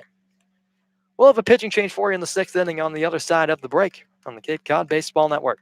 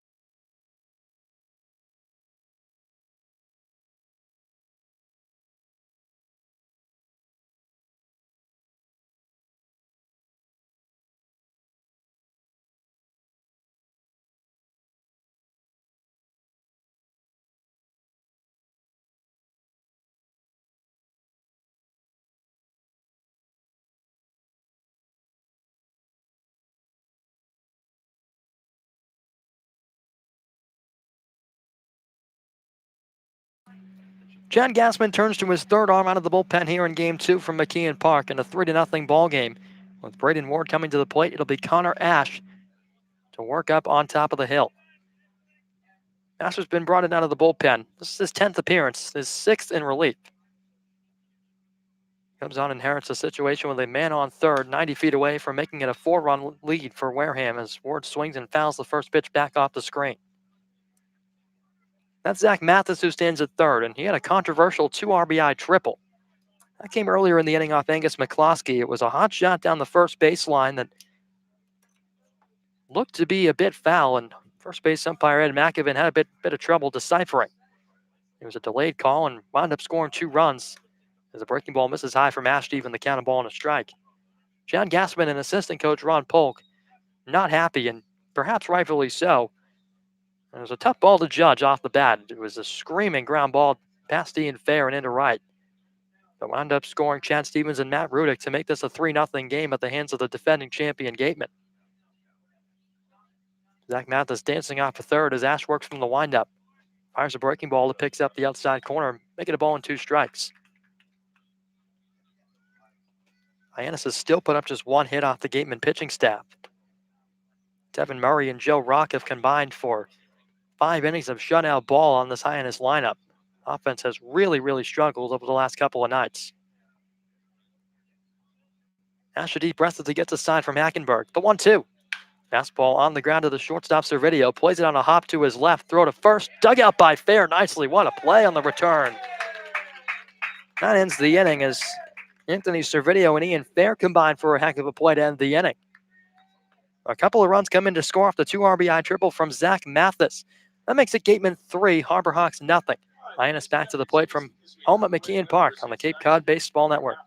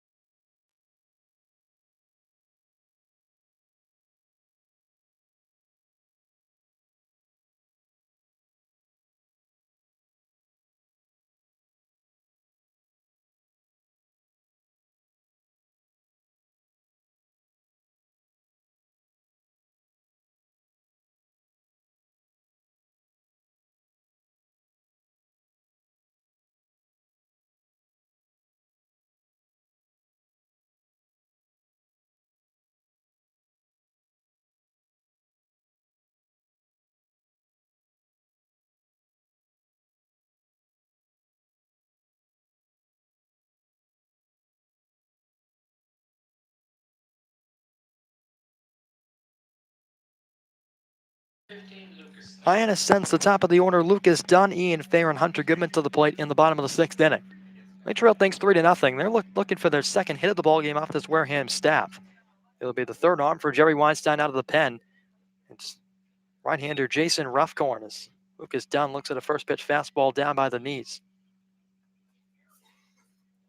This Wareham staff has had Hyannis' number, at least in the past couple of games, as Dunn swings and pops one up foul over the press box out of play.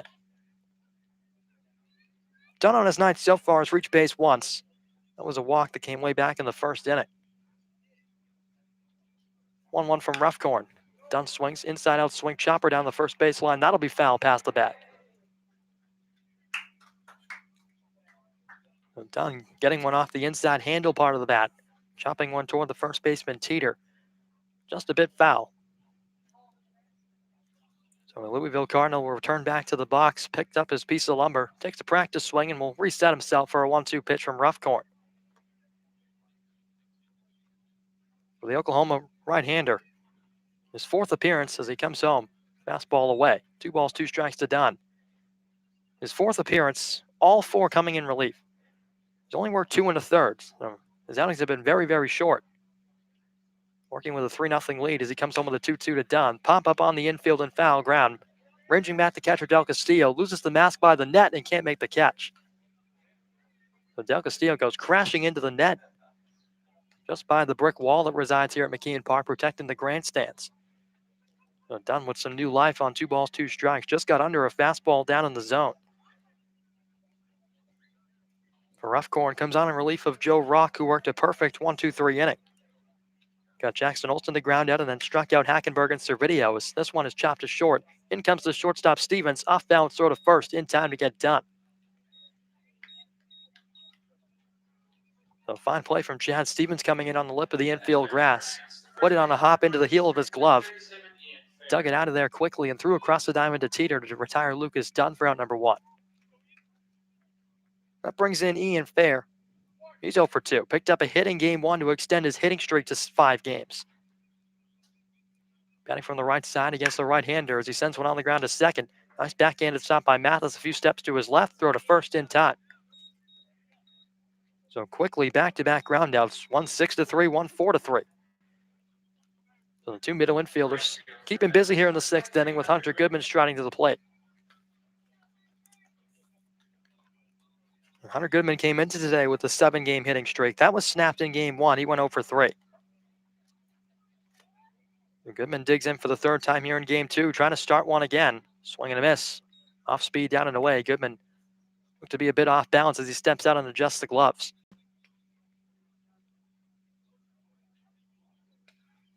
But for Hunter, regardless of that 7-game hitting streak being snapped, he still had himself one heck of a fine summer. He gives a little bit of a check swing on an off-speed delivery down in the zone. A called strike anyway.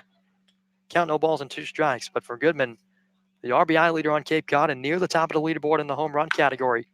He skies one on the shallow grass in short center field, drifting back to shortstop Stevens. He'll camp under it, and it's off the glove. Goodman around first into second. He'll get there standing. So an E6 helps out Hunter Goodman. The Memphis Tiger finds himself aboard in scoring position for the 2nd time. Apologies, Goodman was not 0 for 2. He had a single back in the 1st. So that right there, being helped out by Chad Stevens, may have just lost that one in the lights or perhaps taken his eye off of it. As now Chad Gassman is out having a conversation with home plate umpire Doug Isham. He's got the lineup card in hand. Rodney Jordan is awaiting in the on-deck areas. Hunter Goodman gives his leg guard to first base coach Travis Poole, about halfway in between first and second. And it looks like we're going to get a pinch hitter in Jared DeSantolo, who's emerged from the dugout, putting on the batting gloves and getting set to make his stride toward the plate. So Rodney Jordan's day ends, or rather Brooks Carlson's day ends. Rodney Jordan in the hole with Jared DeSantolo coming up. So DeSantolo saw some time in game 1. And for Jared, his average is dipped a bit below 300 at 293 entering the day. DeSantolo was pinch hit for in the 4th inning by Mitch McIntyre. So DeSantolo steps out and goes through his usual routine of stepping in, stepping out, adjusts the gloves, and in just a moment we'll step back in with Hunter Goodman at 2nd and 2 down. Gateman on top by a score of 3-0 here at McKeon. Clock ticking down toward a conclusion in this ball game as Roughcorn fires a fastball that misses away to Jared. 1-0 the count.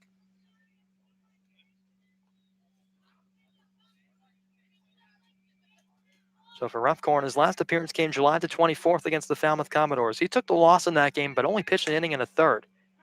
DeSantolo waves and misses. High fastball up in the zone. Count pulls even 1-1. Or rather, for Roughcorn, that was just a 1/3 of an inning.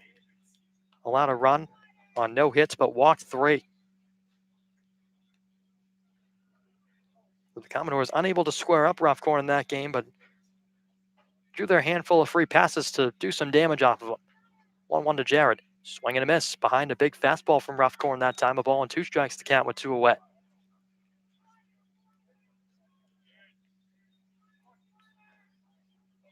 Jared had 2 at-bats back in game 1. And both of those, he was retired. A bouncer to first base and a pop-up to shortstop. His average has dipped down to 287 after being above 290 entering the day. He's got a chance for an RBI here on the 1-2 pitch. It misses downstairs. Del Castillo pops up out of the crouch. No advance for Goodman at second base.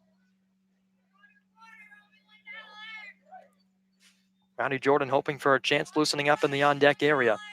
Count of 2 balls and 2 strikes to the FAU Owl. Roughcorn gets a sign from Del Castillo as he comes set at the belt. Winds and fires to Santolo to deep right center. Sending back Rudick toward the track at the wall, and it's gone! Jared DeSantolo, his 3rd home run of the summer. Gets Hyannis on the board, 3-2 from McKeon Park. Jared DeSantolo with a round tripper. How about that? Gets one off of Roughcorn, and it gets Hyannis to within 1 here at home. He put a charge into that one over the wall in right center. My goodness. The 2nd hit at the ballgame for Hyannis, a big one, and the pinch hit decision from Chad Gassman pays immediate dividends. And it looks like more changes for Chad Gassman as Rowdy Jordan has exited the premises of the ball field. He's back to the dugout. Trevor Hover emerges with a piece of tan lumber as he'll make his strides to the plate. So Jared DeSantolo, how about that? 3rd home run of the summer, RBIs 7 and 8. And the FAU Owl making his mark felt on this ball game, and he gets Hyannis back on the board. So Trevor Hopper will step in, taking his cuts from the left side. He'll sub in for Rowdy Jordan and likely will stay in the game in left field.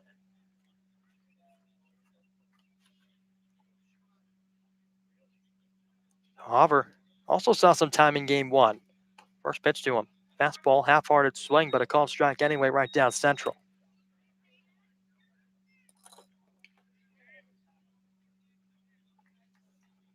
So Roughcorn being roughed up a bit, if you will, here in the 6th inning. 0-1 fastball misses down. Count of 1-1. Wareham's put up 3 runs on 6 hits, but for Hyannis striking back with 2 of their own in the bottom of the inning. Hover bats here with 2 outs and nobody on as he looks at a fastball outside.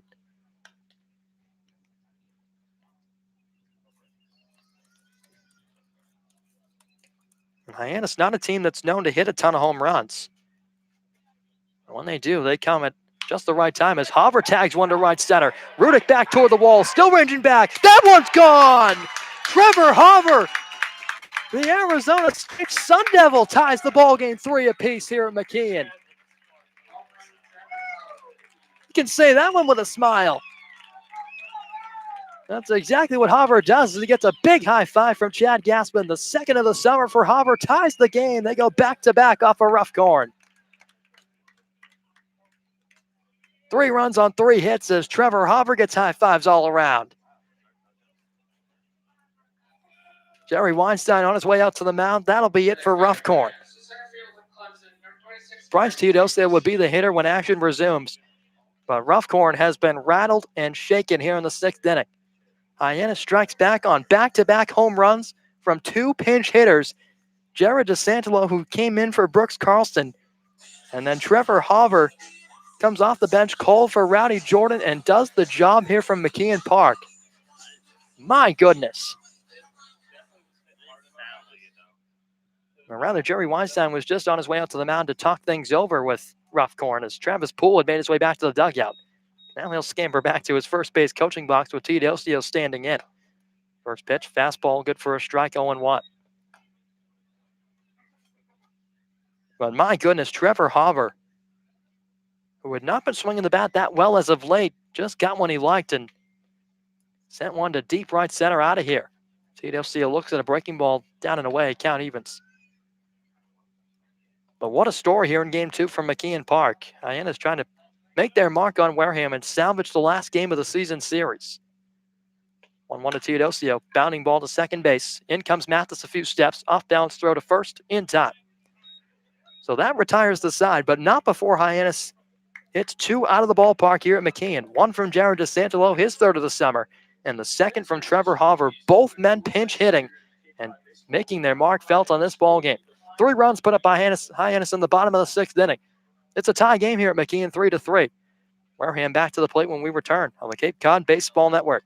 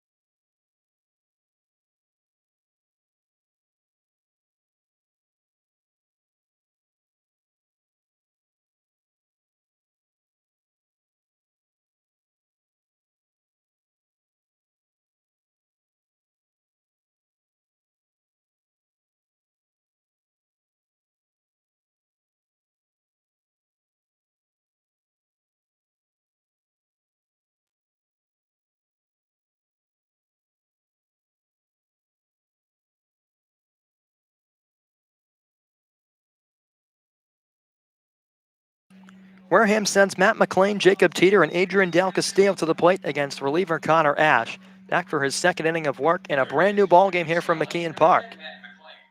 Hyannis has put up 3 runs on 3 hits. That whole rally in the last frame was started off an error on the shortstop Chad Stevens.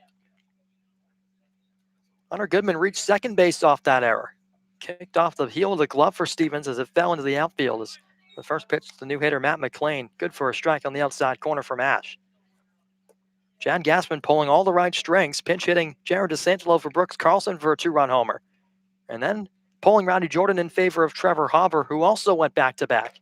Breaking ball misses up high, 1-1. First time Hyannis has gone back-to-back this season. And let alone pinch hit back-to-back home runs. Ash atop the hill, gets a sign he likes from Hackenberg, the 1-1 offering. Breaking ball outside off the glove of Hackenberg as it rolls to the backstop. So Wareham finds themselves reeling a little bit. They put up 3 runs on 6 hits, but 2 errors. They tallied 2 in game 1 as well, so 4 errors on the day here from McKeon. Wareham's been a pretty short-handed team defensively this season, but aided by errors today as the fastball misses high from Ash, 3-1 the count. Or I should say Hyannis has been aided by the 4 errors today. McLean trying to find himself aboard for the 4th time. He's drawn a pair of walks and singled. He's picked up an RBI on the way as well. 3-1. Swing and a miss to fill the count.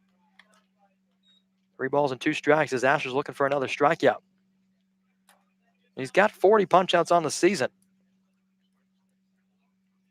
He's been at or near the top of the leaderboard for most of the summer.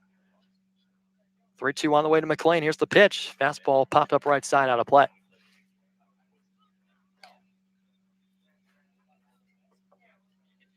Well, for a Hyannis offense that had really struggled to get anything off of this Wareham ball club, striking for back-to-back home runs in a big way, really out of nowhere. Ash back set atop the rubber. The next 3-2 offering from the windup. The pitch. Fastball grounded to short. Coming in to get it to Servideo. Fields glove side. High throw in time. So McLean set down for the first time today. That'll bring in Jacob Teeter with 1 down. Well, definitely a nice play from Servideo, charging in and making a throw off balance. But yeah, that offense just came alive. DeSantelo coming off cold off the bench, just squares one up into the trees in right center. And back-to-back, where Hopper drives one out beyond the scoreboard in right center field as it ties the game up. So Jacob Teeter steps in. 1 for 3 on his day. Taking his cuts from the left side against the righty Ash from Missouri. First pitch, fastball runs up high by the letters, 1-0.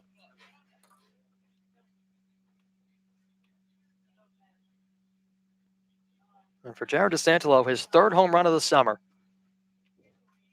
RBIs 9 and 10. That got Hyannis within 1. As a 1-0 from Ash comes in, Teeter pops it up left side. That'll drift off and be a souvenir. And Trevor Hover punching his second over the wall in right center. That was RBI number 12 for him. For a guy that's drawn 26 walks and shown some patience, letting loose on a fastball there. That solo blast tied the game. 1-1 to Teeter, misses downstairs.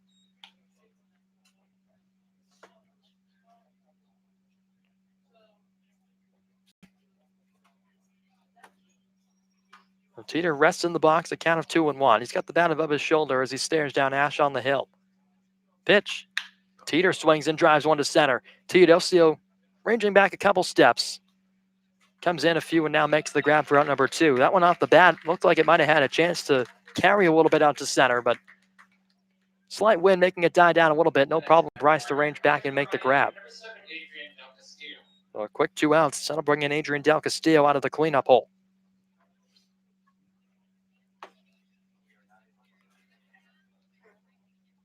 And for Jared DeSantolo this season, his first home run with runners aboard this season, he hit 302 in that spot. Breaking ball inside to Del Castillo. Brushes him off the plate just a little bit. A count 1-0. It picked up 6 RBIs, but you can now make that 8.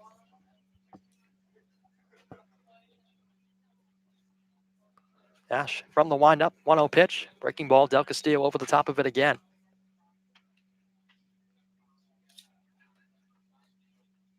So Hyannis really popping Wareham on the chin back in the 6th inning. Put up a 3 spot.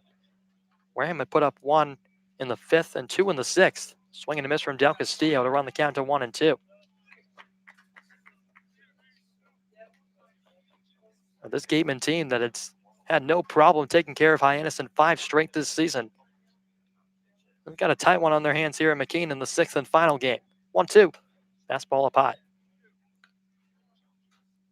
2 balls and 2 strikes with Dallas Beaver on deck. Nobody aboard Hyannis infield playing back. Same could be said about the Hyannis outfield. Ash into his motion. The 2-2 pitch on the way. Tap foul straight back off the brick wall. Some light stretching going on in the Hyannis pen. And some lackadaisical action on the opposite side of the field for Wareham. Both teams have worked 2 arms deep into the bullpen. This one has turned into a bit of an offensive battle. A back and forth one at that after both starters dominated. 2-2 misses down and in with a fastball from Ash. Counts well as full, 3 balls, 2 strikes. Wareham has doubled up Hyannis in the hit column today. But Hyannis has been helped out by the long ball as Ash fires a 3-2. Rope down to first, off the glove of Ferris. It skips down the line and right. Del Castillo hits the bag at first. He's thinking 2 as Goodman scoops it up. Long throw back into Dunn at second base. And no relay to second is sliding in safely as Del Castillo to extend the inning.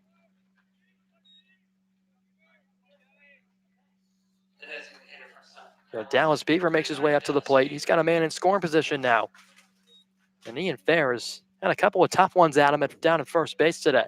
Yeah, that would have been one really tough play to corral. I mean, that was an absolute rocket down the first base line. He tried to stop it moving to his left. He couldn't quite do so as it skipped into right field. But for Adrian Del Castillo, he really squared that ball up. He took an inside fastball, and that one had some good juice on it. And for Del Castillo, picked up 1 hit in game 1 and a 1-for-4 effort. He's got 2 here in game 2. He's 3 for 8 on his day all told as Beaver stands in and looks at a breaking ball in the dirt smothered by Hackenberg. Count 1-0. So make that 7 hits now. You can uptick that number 1 for Wareham as they're just going to put Beaver on now. Not even going to mess around trying to pitch to Dallas. As he had launched a home run in game 1. So they already know the power of Dallas Beaver, who now stands down at first after the free pass. That'll bring in Chad Stevens. So 2 on and 2 out. Connor Ash in need of just 1 more to try and get Hyannis to the plate in the bottom of the 7th.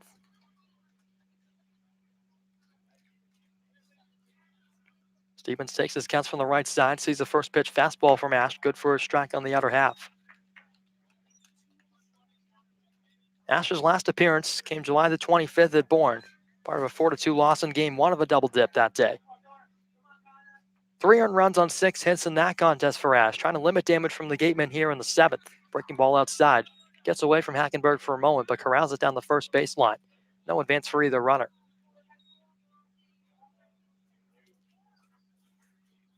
So it seems like Hyannis has worked themselves into a handful of tense ball games over the past couple of days and nights.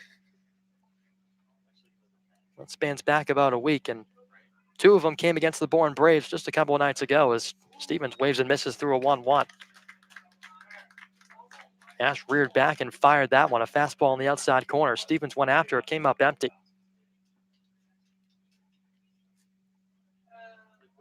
Fair amount of fans sticking around for the end of this ball game. We approach the 8 o'clock hour here on the elbow of Massachusetts. Stevens brings the bat through the zone a couple times to his right shoulder. The 1-2 from Ash. Swinging and miss. Strike 3. He got him. 41 strikeouts for Connor Ash on the summer. Fans chant Stevens for the final out of the 7th. Hyannis to the plate in the bottom of the inning with a chance to walk it off here on the Cape Cod Baseball Network.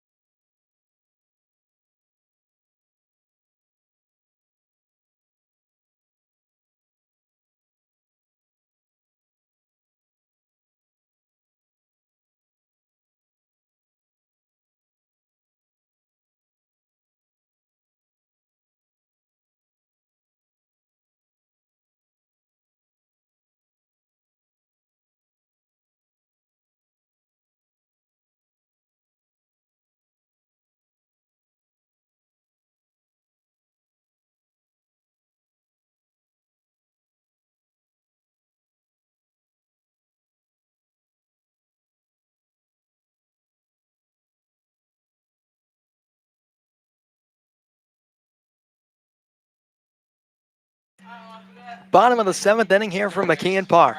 Hyannis comes to the plate in a time ball game 3 apiece with Jason Ruffcorn back to the hill. Inning number 2 of work as he'll face Jackson Olsen to start things off in the inning. Fastball runs outside to Jackson, count 1-0. So for Hyannis, a chance to try and play some spoiler on these Wareham Gatemen who have gotten the last laugh in each of the last 5 games as Olsen sends one in the air to center. A liner right at Braden Ward. He comes in a few steps and makes the grab, 1 away. And whether Hyannis walks this one off or not, this will be the last inning of play as they have talked things over with the league, and the scheduling down the stretch here is so tight for most of these Cape League teams that extra innings are not really an option at this point. Jordan Westberg's going to come to the plate. He'll pinch hit for Adam Hackenberg out of the catcher spot in number 8's hole in the lineup. Westberg led off in game 1 as he taps one back to the mound over the head of Ruffcorn to the shortstop Stevens. Throw to first. It's going to be close, and it's in time.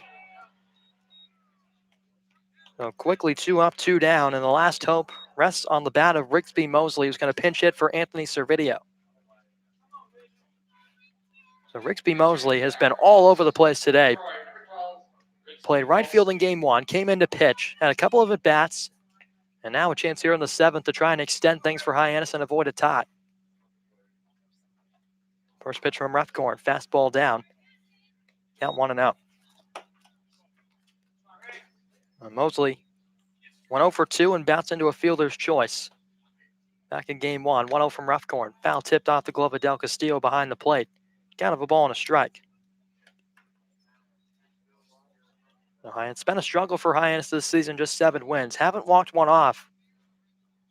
They've actually played better away from home at McKeon Park, but a chance to give the crowd one last roar here tonight as the breaking ball misses outside, 2 balls and 1 strike.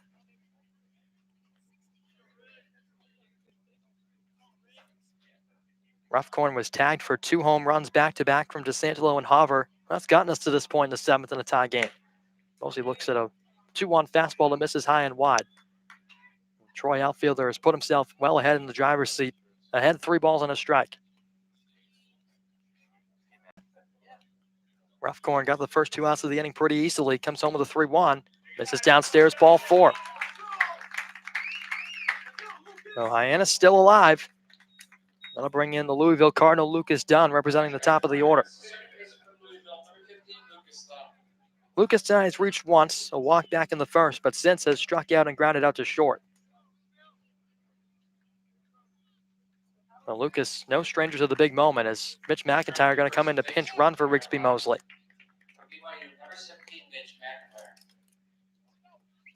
So Chad Gassman opting to get a little bit more speed out there on the base paths here in the 7th, as Lucas set to step in.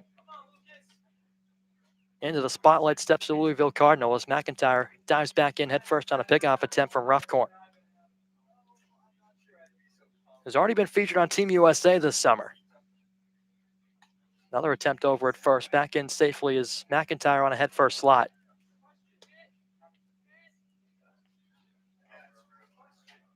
Lucas taps the bat to the plate and adjusts the helmet as Roughcorn stares down and in at his catcher, Del Castillo. The pitch, slide step to the plate. Fastball pop up right side. That'll drift over the Wareham dugout. No balls and 1 strike with Lucas Dunn at the dish. Ian Fair just hanging out over in the on-deck area. Hoping to get a chance. Hyannis has put up just 3 hits on the board, but 2 of them have put some wounds in the Gateman's quest for a win as Dunn swings and misses through a fastball, count 0-2, and Hyannis down to their final strike.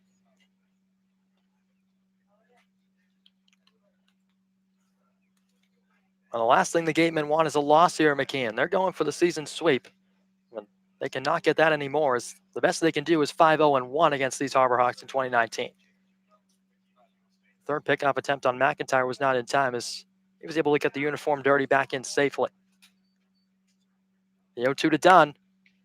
Fouled down the right field line. That'll drift and hit the shed down by the Wareham bullpen. Lucas just unable to straighten that one out down the right field line, hooking it a bit foul. Action down in the Wareham bullpen just in case Roughcorn works himself into some trouble. Next 0-2 to Dunn. Ripped through the hole into left, a base hit. McIntyre's going to go station to station. He gets the stop sign from Gassman at third. That'll put 2 men on for Ian Fair, who's been swinging a hot bat. Now McIntyre moves up to second base 90 feet. Lucas Dunn keeps the game going with a single, his first of the game too. Now it'll be Ian Fair trying to erase an 0-for-3 night. And for Fair back in game 1, 1-for-2 with a sac fly, so he did pick up an RBI in that game.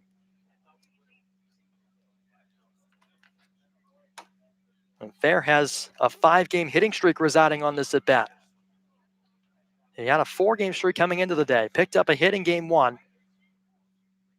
Could pick up a big one here in game 2, but he dribbles it back to the mound. Roughcorn to get it, throw to first. That's the ball game.